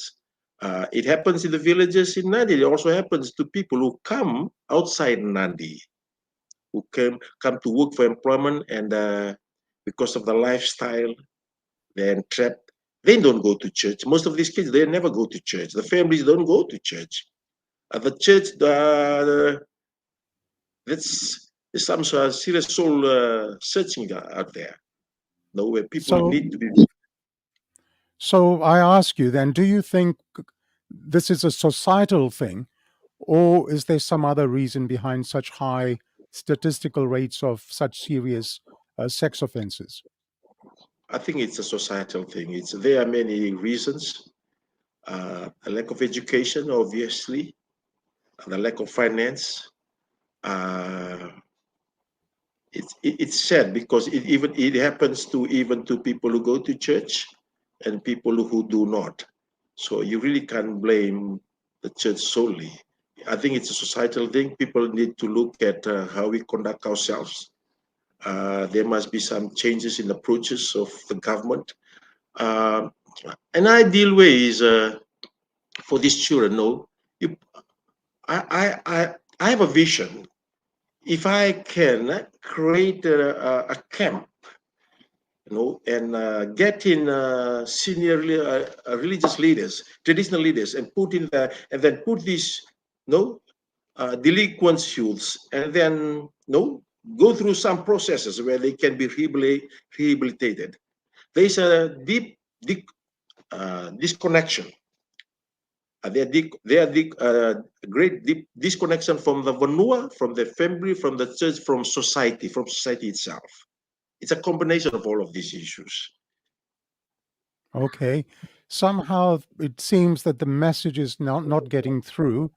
I mean, Yes. if you look at if you look at the sentencing passed by the courts, in some instances, there have been some really harsh sentences handed down by the courts. And if you'd look at some sentences where these harsh measures have been taken, one would think that the message would get through. But Yes. each month, from the figures released by the Office of the DPP, the numbers are just mind-boggling. It's the soul, Sashi. The soul needs to be touched. That's where the church must come in. We are dealing with a human being, with a human body. We all know that even serious criminals have changed when they're in prison. And when they come out, they've changed. These young kids, what needs to be addressed is the soul. They are disconnected from the Creator. They're disconnected from their parents, from their mothers, from their family. And nobody cares for them. So they do this. Sometimes they may do it in a rebellious manner. They think that the world is against them, but when they are not. But no, I've dealt with them. No, 8 years, almost 4 or 5 years in Nandi, I've dealt with a whole range. We have a high juvenile case in Nandi, from assault to theft to aggravated burglary, robbery. I sentence teenagers in one where it was indictable offense, sent back to me. I sent them to 6 years in prison because the man in which. But no, when they're in prison, do the family visit them? Do the church visit them? The good thing that we have a Yellow Ribbon Project. It's doing wonders, and I'm appreciative to Commissioner and for those who have come out. And now they even taken in people who have gone through the prison system, which I applaud. That is the best way of form of rehabilitation. But my point is this can be done outside prison. It does not need to be done in prison. Okay. I take your point of cleansing of the soul. You've touched on two very important topics today. One is you spoke about cleansing of Parliament, and then you've spoken about cleansing of the soul. So, do you think there has to be a mindset change in the attitudes of lawmakers? If you're talking about these changes, then there also has to be mindset changes in the attitudes of lawmakers. What do you say to that? I wholeheartedly agree with you, Sashi. No, I wholeheartedly agree with you. All right, let's move on. When you look at those kind of figures, the figures that I quoted from the Office of the DPP, it makes for very sad readings, and hopefully things do change for the better when it comes to these sort of crimes in Fiji. Let us look at Fiji today. Now, Mr. Turaga, do you think, in its true sense of the word, that Fiji is truly a democratic nation? Absolutely no. Absolutely no. Please elaborate. How can we say it's a democratic country when the rights? When was the last time workers, any person has applied for permit to march in town? Well, I know the Fiji Trades Union Congress have tried just about every year, and every time they've applied, their request for a permit to march has been denied. Yes. When was the last time? How can you say when you take away the right of workers, to participate, to exercise their right? Because I mean, we should be mindful too that employers know with their power they will try to impose on employees. So no, the workers need to exercise their right. In Parliament, there's so much restriction limitations on the opposition when they should be more flexible so that they can. Man, you must remember they are the representative of the electorates, and when their right is diminished, you basically diminish the right of the people who voted them in, and that's a mockery of the system that we live in. The teachers, everything is controlled from the minister and permanent secretary. When the we know as a divisional officers, they have the great powers. The directors of director primary, secondary, they have the powers. When that's taken away, when your funds comes in into your account, then take side away, how are you going to perform your functions? And do you complain? Who do you complain to? No. It's sad, see, and that's why we must know, we must touch the hearts of our younger generations who are not there during the coup, to promise them, look, Fiji had gone through, they had a thriving democracy, no? A thriving democracy before 87 and even after 87 until 1997 and 2006 when it was all taken away. What about the concept of freedom of speech? Is that a reality or is that a farce? It is a farce. We go out and sign treaties in Geneva, in London, and other places, but we pay a lip service to our obligations, and it's sad. And why do you think that happens? Because they want to marshal everyone. A few days ago, one of the journalists from Fiji was a correspondent for the ABC. When the Chinese entourage was here, she just shared her experience where they have to be individually inspected and some were manhandled by the Chinese authorities. Imagine, these are not by the police, but the Chinese authorities, manhandled, not to accept questions. I mean, that's despicable. If it wasn't for the Foreign Secretariat who persisted that, no, as if we were in China. I mean, that's it's shameful for our government to allow these Chinese who cannot understand the basic democracy to come and implement that type of democracy or communism here in Fiji. Yes, I believe that was Live Movono that you're talking about. Correct. She Correct. shared her experience, and Yes. I was absolutely disgusted that the media corps in Fiji should have all walked out and supported one of their very own journalists in not covering that entire Chinese visit. But Yes. things are as they are. I mean, that's a shocking state of affairs.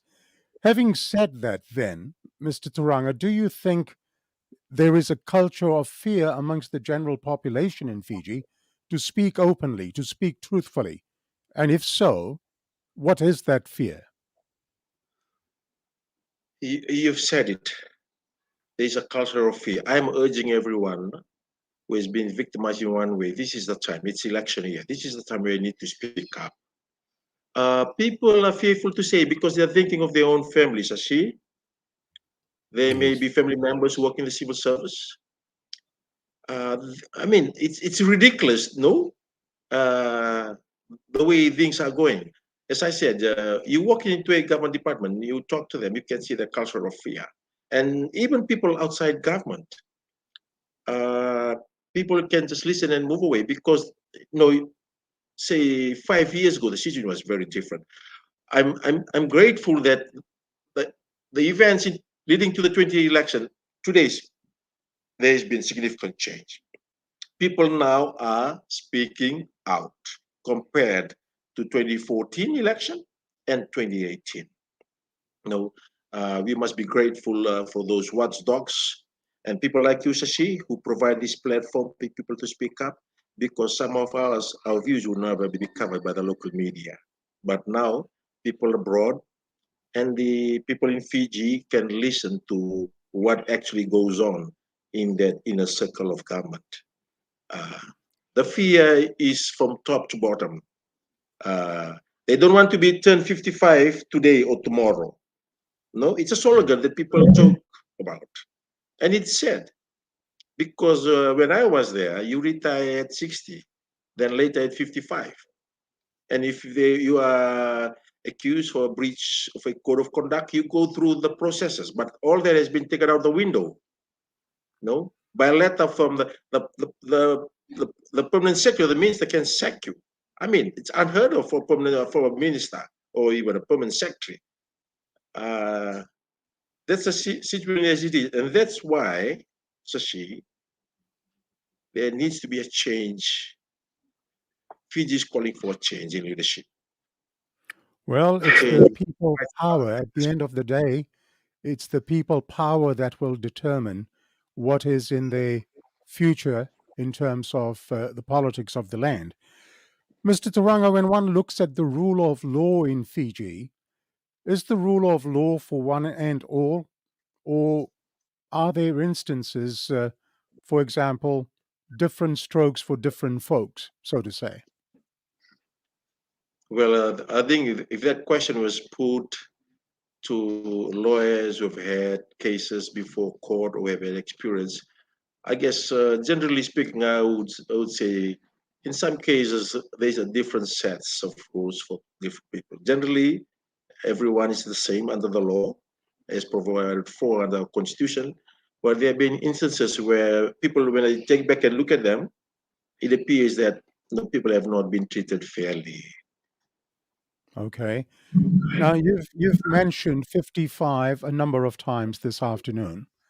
Now, do you think if you become part of the next government, the People's Alliance, together with the NFP, in a hypothetical manner, say if Yes. you did form government, would you be looking at perhaps changing the retirement age, getting back some of those very experienced teachers, for example, who've been sent home, etc., to get them back into the system, to rely on their experience, to rely on their expertise, to come and work for the nation, to rejuvenate the nation?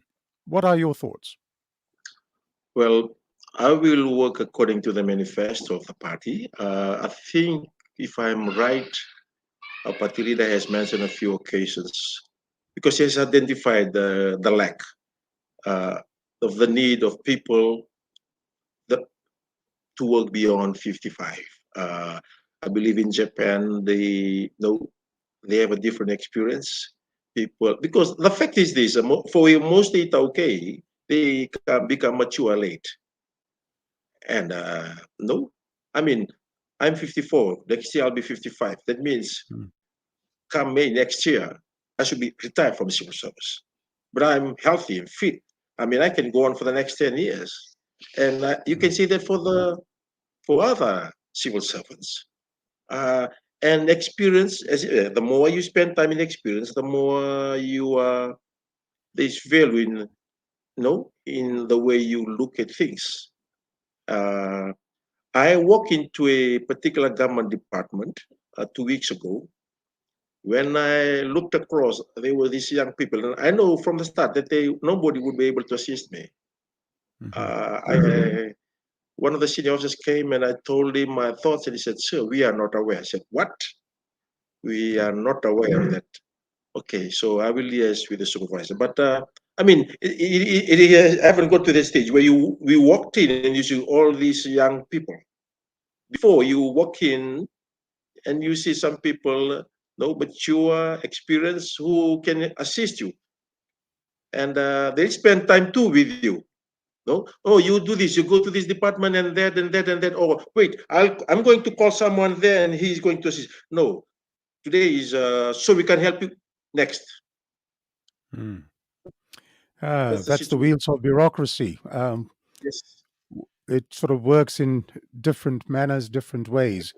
Now, Mr. Turanga, staying with the law theme, do you think that in order to protect the most vulnerable in our society, there has to be changes to the laws? Definitely, I agree. Well, there must be laws made, but there are other laws too that have been made, may need to be reviewed.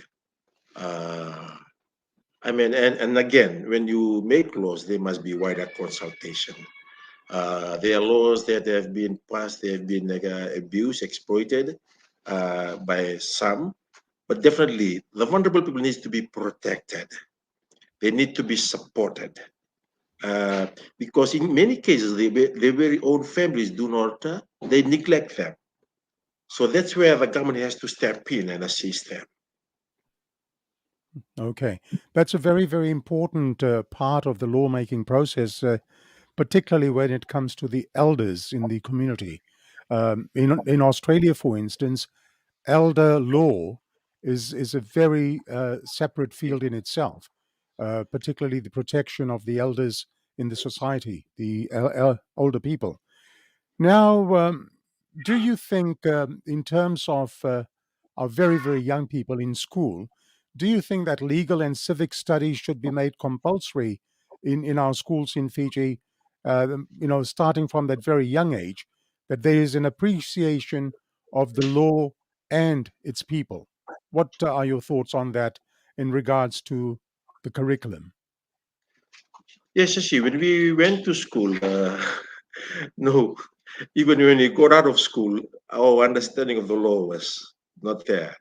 But I guess compared to the children nowadays, things have changed. Definitely, no early appreciation of the issues. The children will understand. They will inculcate those values and principles in their lives.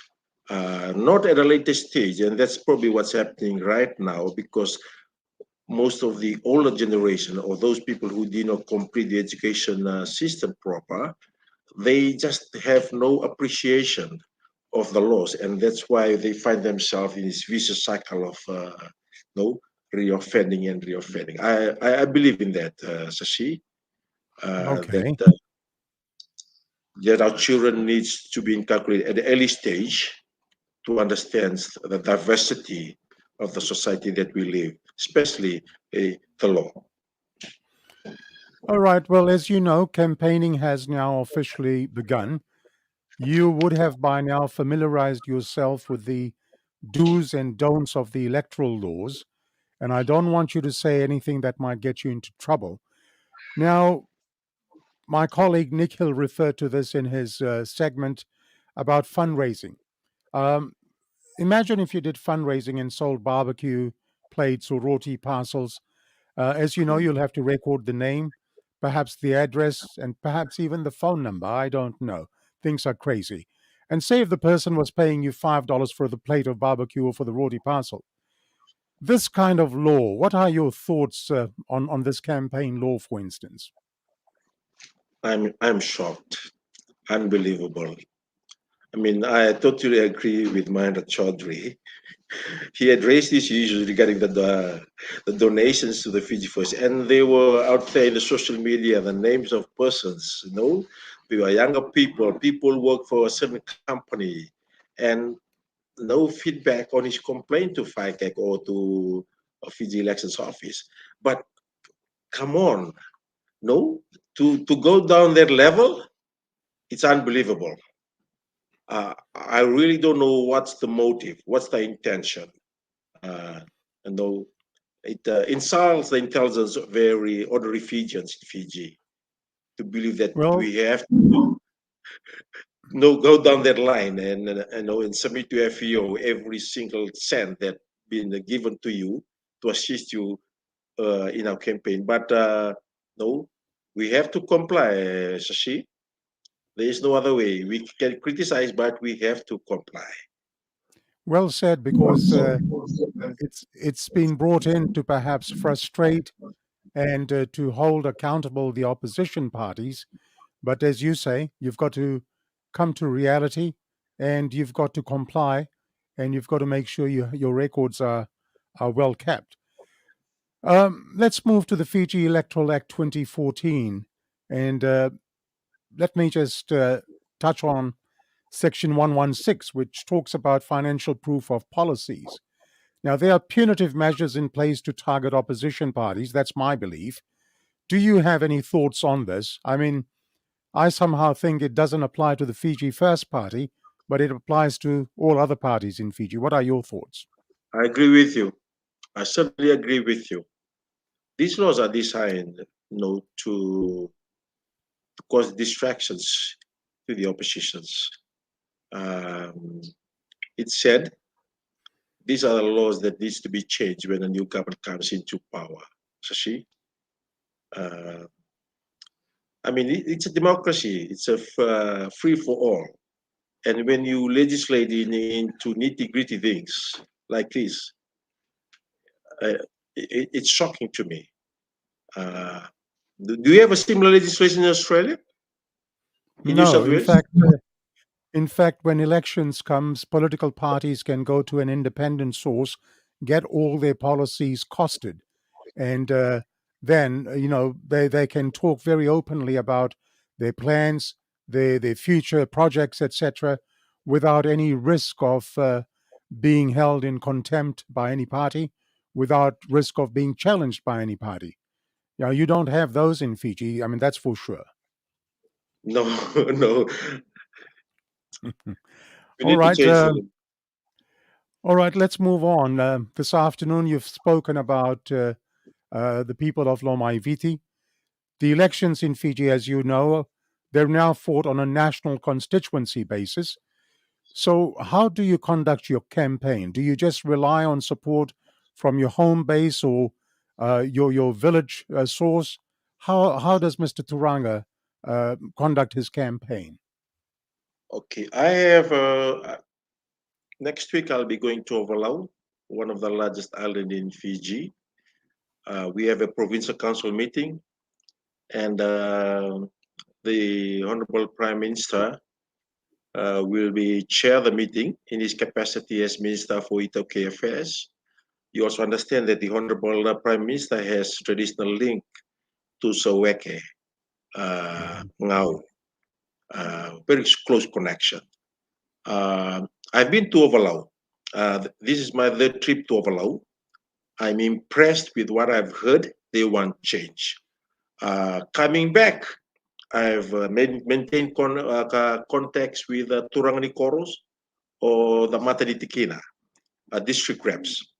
Whilst in Subon Mobile, I've had the opportunity of contacting district reps in Batiki and in some district reps in Ngau.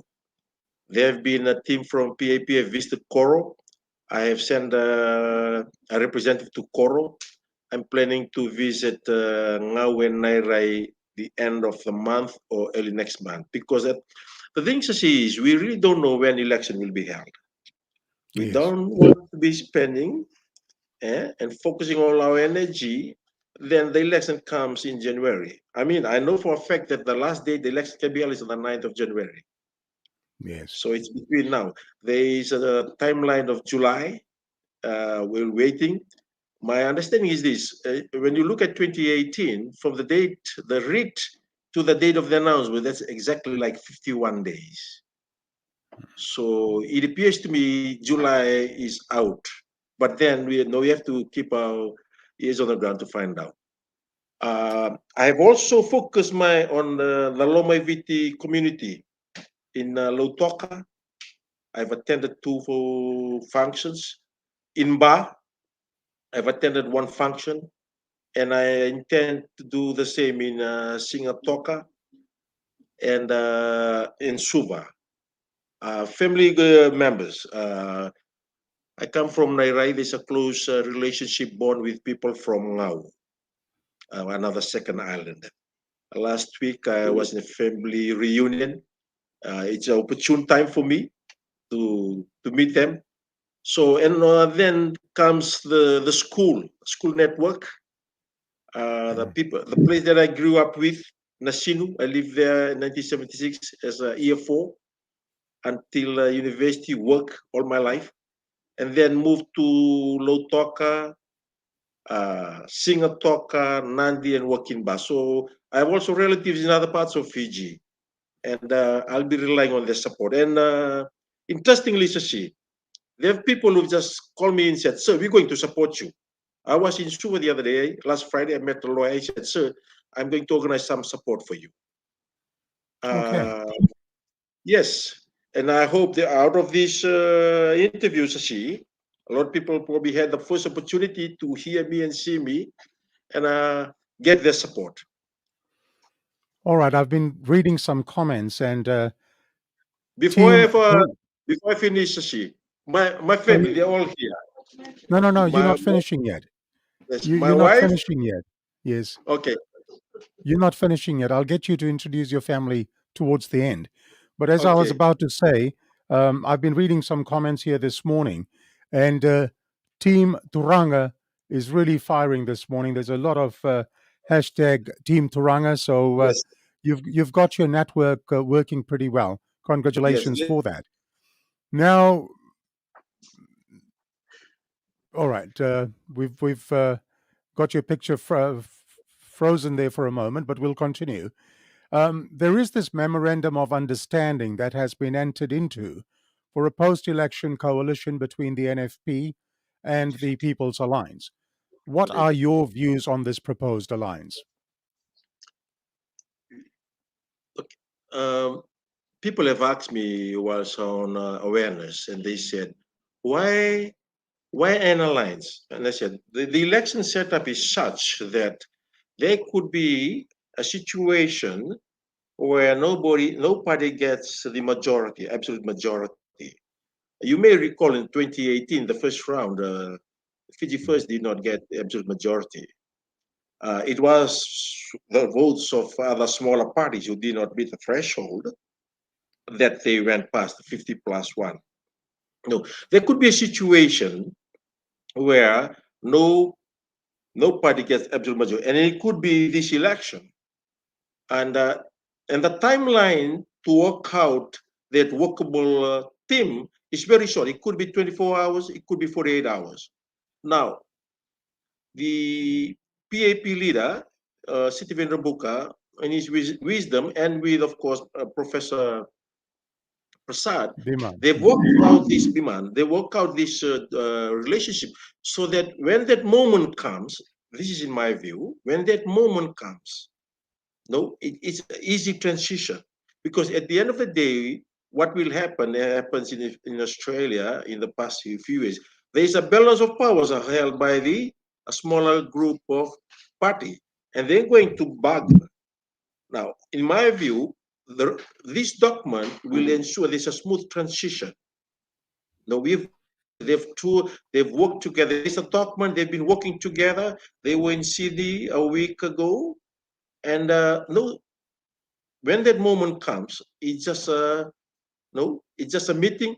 They walk out, and a government is announced, rather than trying to sort of the nitty gritty with the other smaller parties. All right, we've heard your views on your party leader. What are your views on the NFP leader, Professor Biman Prasad, and his team? Sashi, I think when you look at the manifesto, well, the when you listen to the parties and what they articulated, SODALPA with the manifesto, Unity with the manifesto, party leader PAP. Most of these parties, they're on the same wavelength. I've even gone out to an extent and said to my supporters, look, this election is so critical.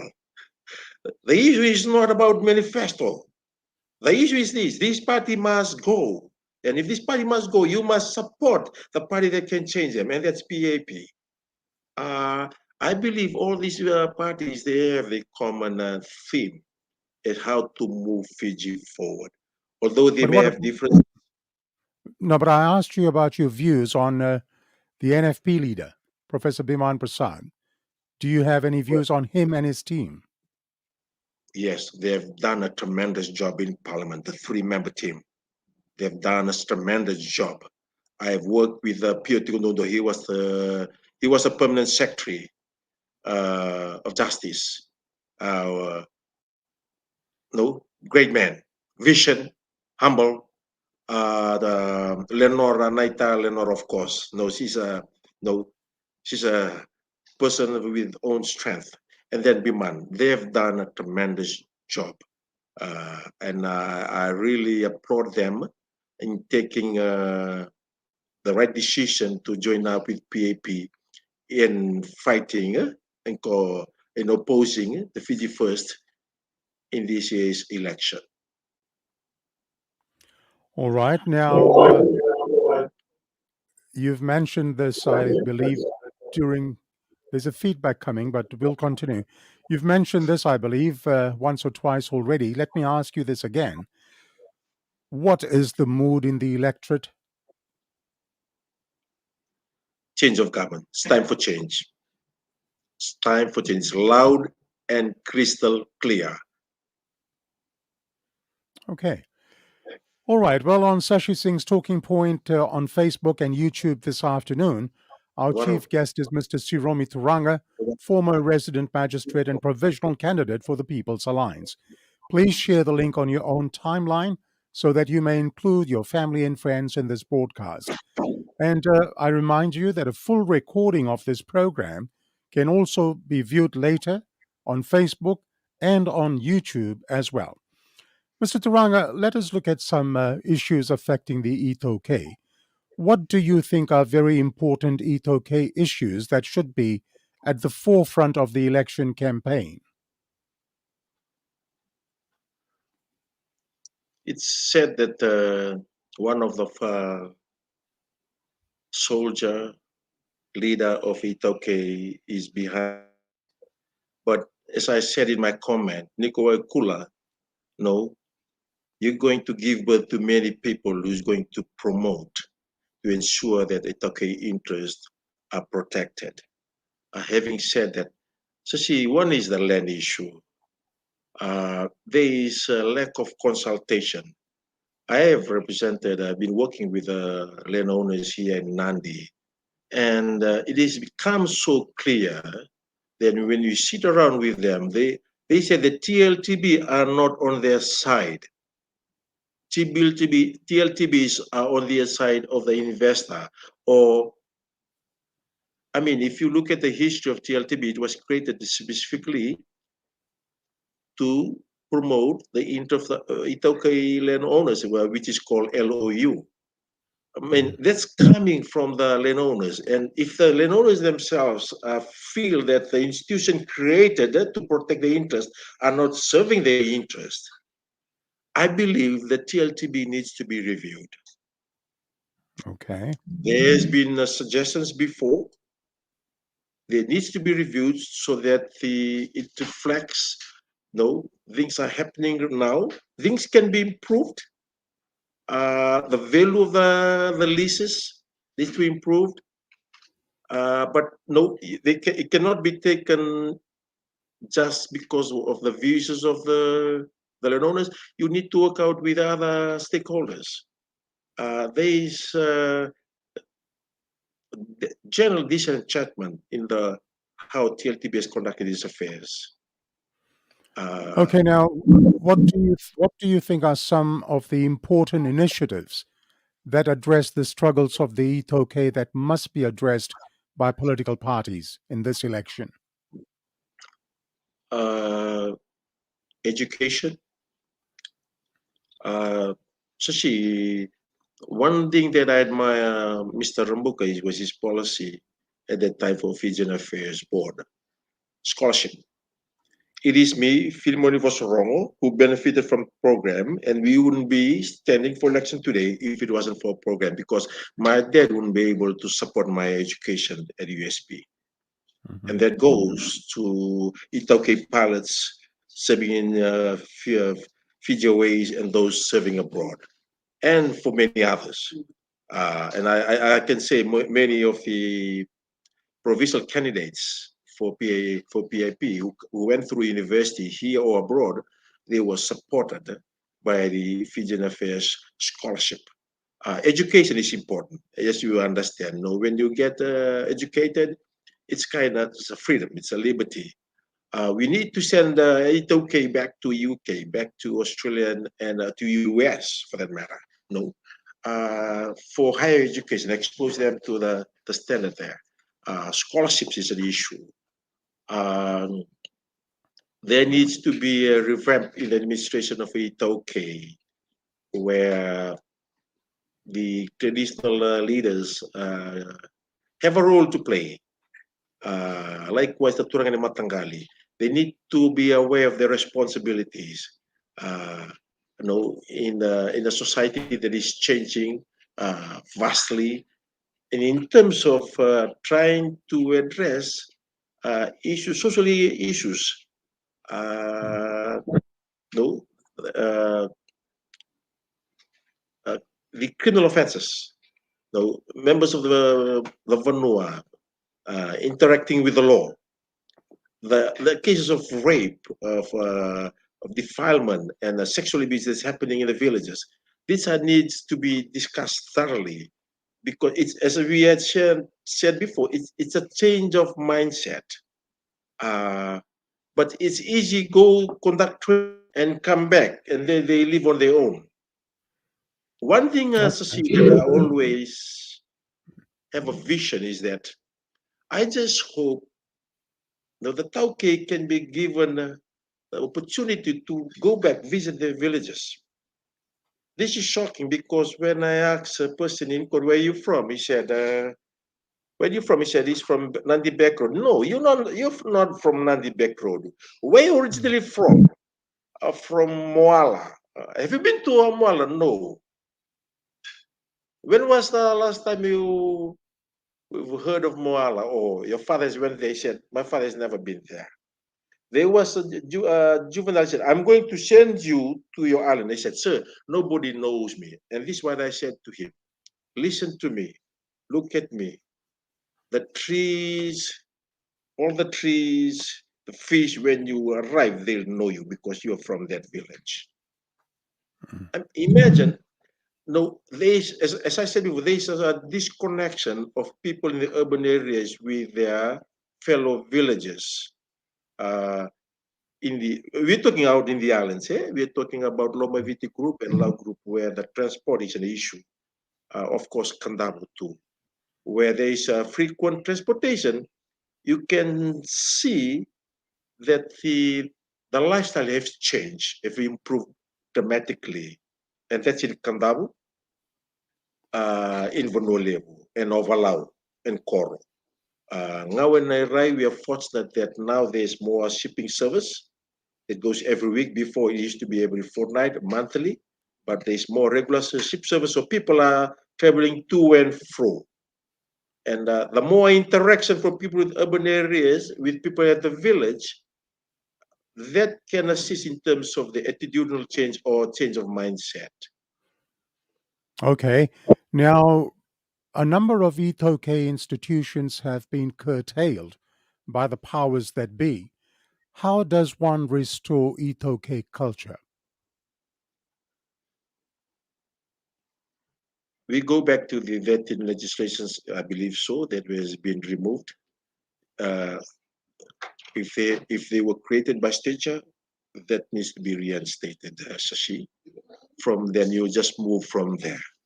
No, institute a GCC, institute what other organizations within the GCC that see, so that it gives them power and gives them the power, to really to connect to the people. Now I've had the opportunity of talking to the Turanga because they receive allowances.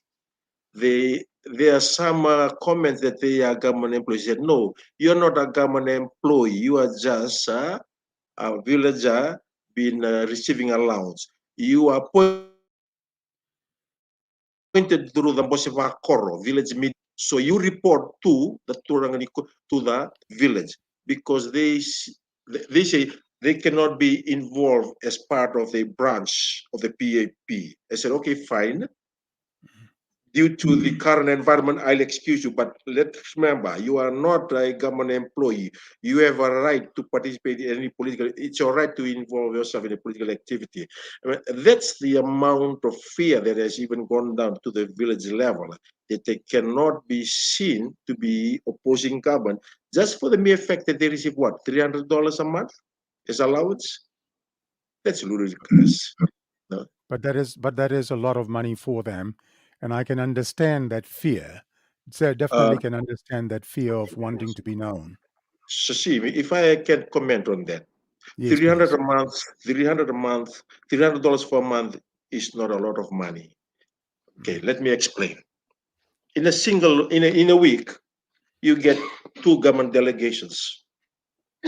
Some arrive unannounced, some arrive unannounced. No, he has to organize for the Civic. He has to go and prepare some food. And in some villages where there is very few people, they spend more than what they get. I say this because I conduct island court. I go out to the islands, Lau Group and Lomai Viti. And it's difficult for some Turangri Koro. Apart from these government delegates, then you have the NGOs, then you have the church. And they spend so much time that 300, sometimes they can spend more than what they paid for. Makes sense. Makes sense now. So thank you for that clarification. You mentioned the Great Council of Chiefs. You would like to see the Great Council of Chiefs being restored? Certainly. The Fijians need to understand that they know if I get a bachelor's degree or a law degree or doctor, when I go back to the village or in a family meeting, I sit where I belong. The chief will always sit from the top. The Itoke people need to know, and they should, that they have chiefs. By virtue of kinship. Sorry, I think your screen's gone frozen again. To the yeah, you're back again. Yes, there have been instances in the past where the chiefs can dictatorial, but such things have changed over the years. I think there is greater transparency, and that's where the government system comes in, a system. People need to know that they have chiefs, and they are there to articulate our views and safeguard our views. That's why I said in the beginning, if we still have the GCC reps and the TLTB, no, they will be hesitant to approve any law that affects the interest of the Itoke. All right, let me now explore Siromi Turaga's aspirations. What are your aims as you gear up for the next elections? Well, I just to the people of Fiji that it's not an easy call to become an aspiring politician. It's a huge call. The reason we're doing this is a duty to the nation. It's like a soldier going out in battle to serve the nation. We are going in. Young people from the People's Alliance Party, people who have never been involved in politics before, have come on board, take a bold step and say, yes, we can. We can change our country. We can change from the difficult 16 years we have encountered, we experienced under this leadership. Instead of clean up, they've polluted the system. We believe we can purify the system. We need to correct the system and processes so that people can have a bright future. Not only for Itaukei, for everyone who has called Fiji home the way Fiji should be. That is the now of a Fijian. All right. Now, sorry, you were saying something. Yes, irrespective of ethnicity, age, any other affiliation, and deep respect and give dignity to every people who call Fiji home. All right. Now, how free and fair do you think the elections will be? Is there anything that you fear in terms of the actual elections? The fears were there from 2013. I think it grew, became clear in 2018. There's a fear. There's a great fear. In the party, their trainings will be done to ensure that the agents will be there to properly record the counting so that they can be reflected back to headquarters. But there is also a greater fear, especially for Lomaiviti and Kantabo, because they will be pre-polling. So people, apart from Ovalau, Koro, Batiki, Nairai, Ngau, they'll be pre-polling, and Motoriki. That means their vote will put in a box, escorted from those polling stations to the main station. We hope, there is sufficient security to ensure that votes arrive safely, and there is some sense of, but I keep on saying, no, don't worry about the system. Your role is to make sure you have a valid voter ID, make sure you participate in the election, don't get consumed with grog or engage in a feast that come election day, you are not present. And most importantly, when you vote, vote properly and vote the right party in. I guess that's probably the best we can say to the Okay. people. All right. Now, let us look at the issue of governance and transparency. How do you think the current government has performed? Very poorly. I say that, Sashi, look at LTA. How many CEOs they've had in the last 10 years? Look at Water Authority. How many CEOs they've had? What happened to the CEO who was suddenly terminated for no? This is why we, as I said, we need people who have been victimized one another to tell their story so that people can know. The police has been changes from one commissioner to another. Interestingly, we got a commissioner from South Africa. Mm. I was a bit shocked. South Africa, when you have people from New Zealand and Australia, well, he left. We are not sure of the reasons he left. And And we're not going to discuss the reasons as well. we're not going to discuss that. No. There's been changes in the Ministry of Education, how many permanent secretary, how many ministers they've gone through. And this is what happens when there's sudden changes, a new minister comes in bringing their own policy. And there's conflict. There's conflict in terms of people who work under them. I mean, there are things that have not been. My good friend Nangama, who was ceremoniously, no, summarily Dismissed. terminated from the Bureau of Stats. Yes, I worked with him in a. Mm. I was with him at the USP. He hasn't told his story. I think there are a few other cases now pending in court. We're not going to discuss. Hopefully, when they do come out, it will be clear as whether the processes were breached or not. But as I said, the rating is 1 to 10. I would say 4. Okay.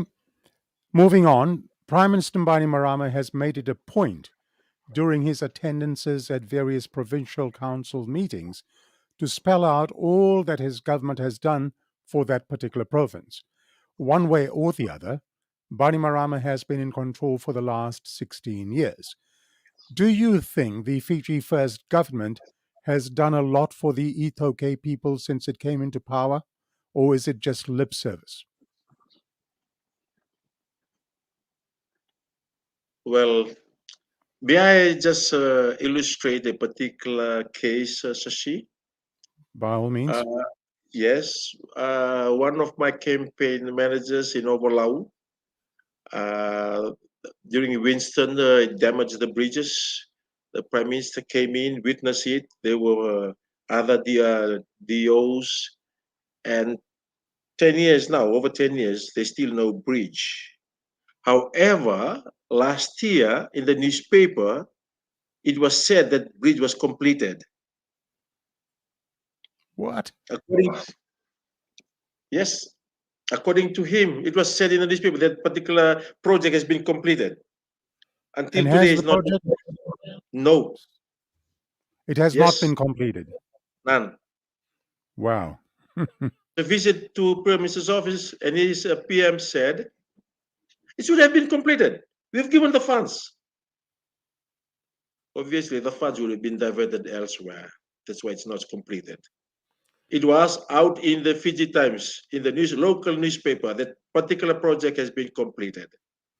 I visited Koro as part of the Island Court. Okay, this is funny, Sashi.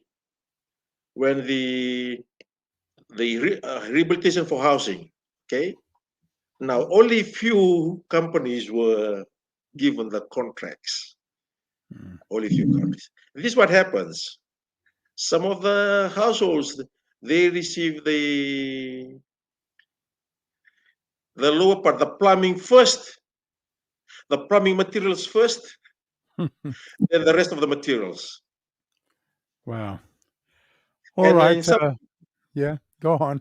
and in some cases, they have to, whatever is given to, they have to lend it over, so they ensure there's at least one house is completed. My God. So All that right. is poor.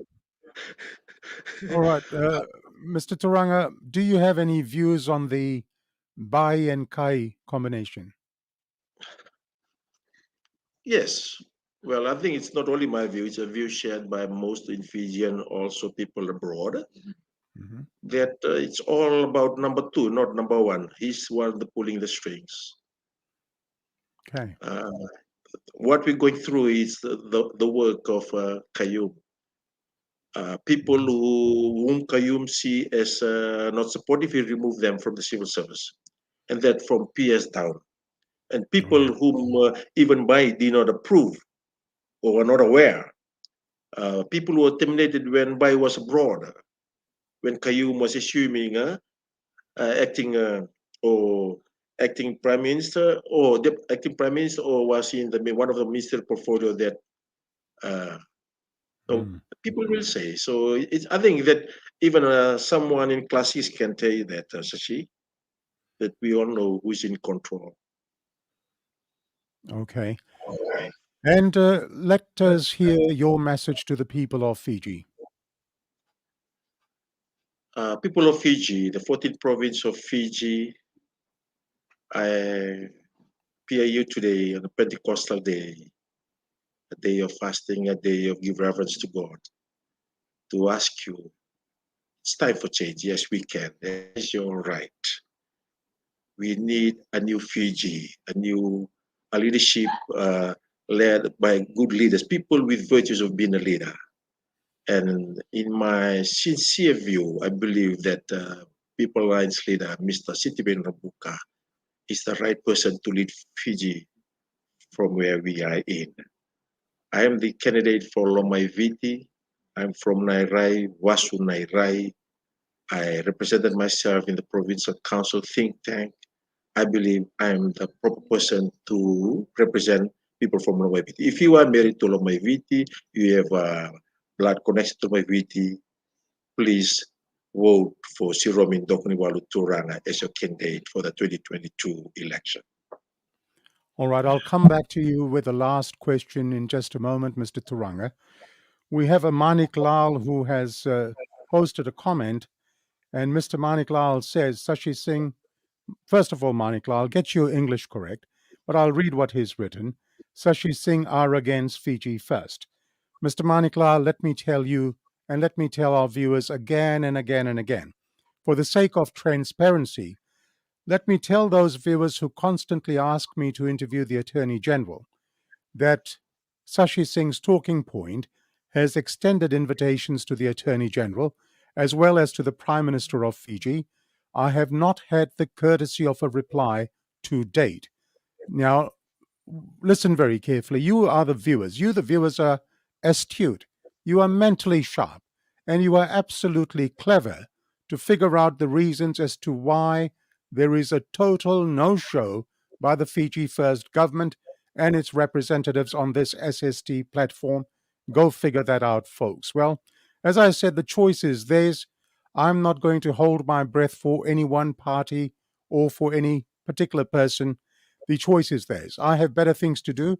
This is election year, and SSTP will give airspace to all political parties that are willing to participate in my program. And that invitation is certainly open. All right, Mr. Siromi Turaga, coming back to you.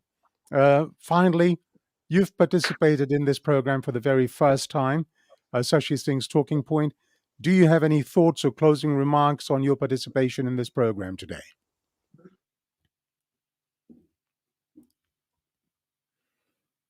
We've got a frozen screen again. All right, let's hope that works out coming up shortly. Please jump in if you can, Mr. Turanga. say something if you haven't yet. As we're coming to the end of our program, I hope you can connect in. It'll be sorry way to go because I haven't said thank you to you yet. Yes. Okay. Please. I got Yes. shocked. I was shocked when I thought there were other people who deserves to be in this program. I'm delighted. I'm excited. I want to thank you most sincerely for giving me the opportunity to present myself. And probably for most other people who do not know me, but who remembers me as that magistrate who made that decision. Um, you've been fair. You've provided that space that other local dailies or newspapers and TV wouldn't give to other people who deserves to be heard in Fiji. I'm absolutely grateful for the opportunity to appear in your program. I'm honored. I'm honored. She, Vinawalew. Thank you. Thank you for providing the people of Fiji the opportunity to hear alternative views. The pleasure is all mine. You were going to introduce your family. You've got your family members Yes, there with you. Please. yes. Please, please come in. My Joseph, this is my elder son. Please Yes. come in, my Joseph is They 20 can years stand old. behind you. Right. They can stand Okay. behind you. This Yeah. who assisted me in the set up Serema of Serema Koro, senior prefect at ACS of Udi House, of course. And Sirkula, my second daughter, also a prefect at have this said Seru, right? Yes. She's a Yes. Go on. prefect at ACS Form 5, Pamela Turanga, year 10 at ACS, and Okay. my lovely wife, Pamela Turanga from Tunuloa, Alda, down, Nimbula that's my Vinaka, wife. Mrs. Turanga. Nisambula Yes. Vinaka. This is my All right. family, Shashi. Wonderful. Yeah, You we see, have a friend here. We have a friend who actually lent out our laptop, a client of mine. yes. Yes, yes. All right. She's married to a person from now, so that's why they are both, my wife and they are from Honolulu. So All she right. again, thank you so much for a wonderful opportunity, providing this opportunity to speak to the people of Fiji, and also supporters who are outside Fiji, and I know most of them are listening in today. Well, Mr. Siromi Turanga, a big Vinaka Vakalevu to you, sir. Thank you very much for being my chief guest in Sashi Singh's Talking Point today. It has been an absolute pleasure to have you as chief guest today. I thank you for your frank views and responses to my questions, and I take this opportunity in wishing you and the People's Alliance all the very best in the forthcoming elections. And let me tell you that SSTP will be following the Fiji elections very closely, and we shall also be keeping an eye out for the results of all our chief guests who've appeared in programs so far. So, Mr. Siromi Turaga, thank you once again, sir. God bless you. A big Vinaka Vakalevu to you. God bless you too. Thank you. Wishing you a very blessed Sunday.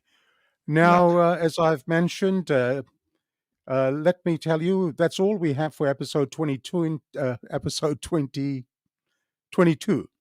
A big thank you. I will announce our next guest very shortly. A big thank you to my regular contributor, Nikhil Singh, for his input in the program today.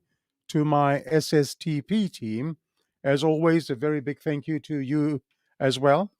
And our chief guest for next week, 12th June 2022, is going to be another returnee. And next week, we will have in our studios none other than Professor Biman Prasad, the leader of the National Federation Party and Member of Parliament. The Honorable Professor Biman Prasad will be our chief guest next week. He last appeared on the SSTP program in episode 3 on 5th December 2021.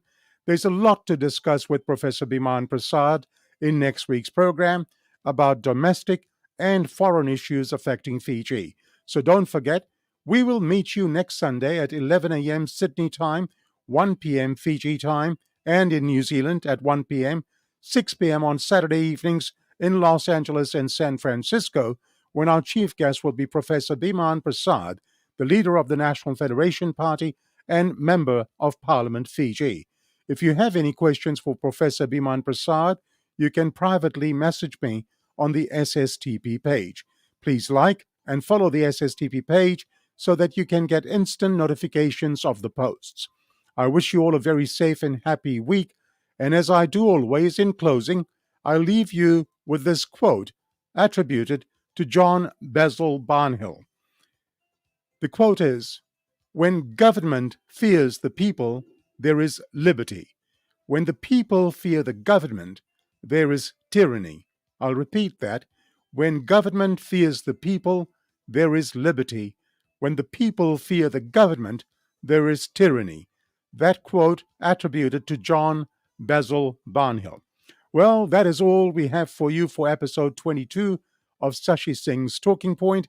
I am Sashi Singh, wishing you all a very good day and bidding you goodbye, namaste, and ni samode. Goodbye, world.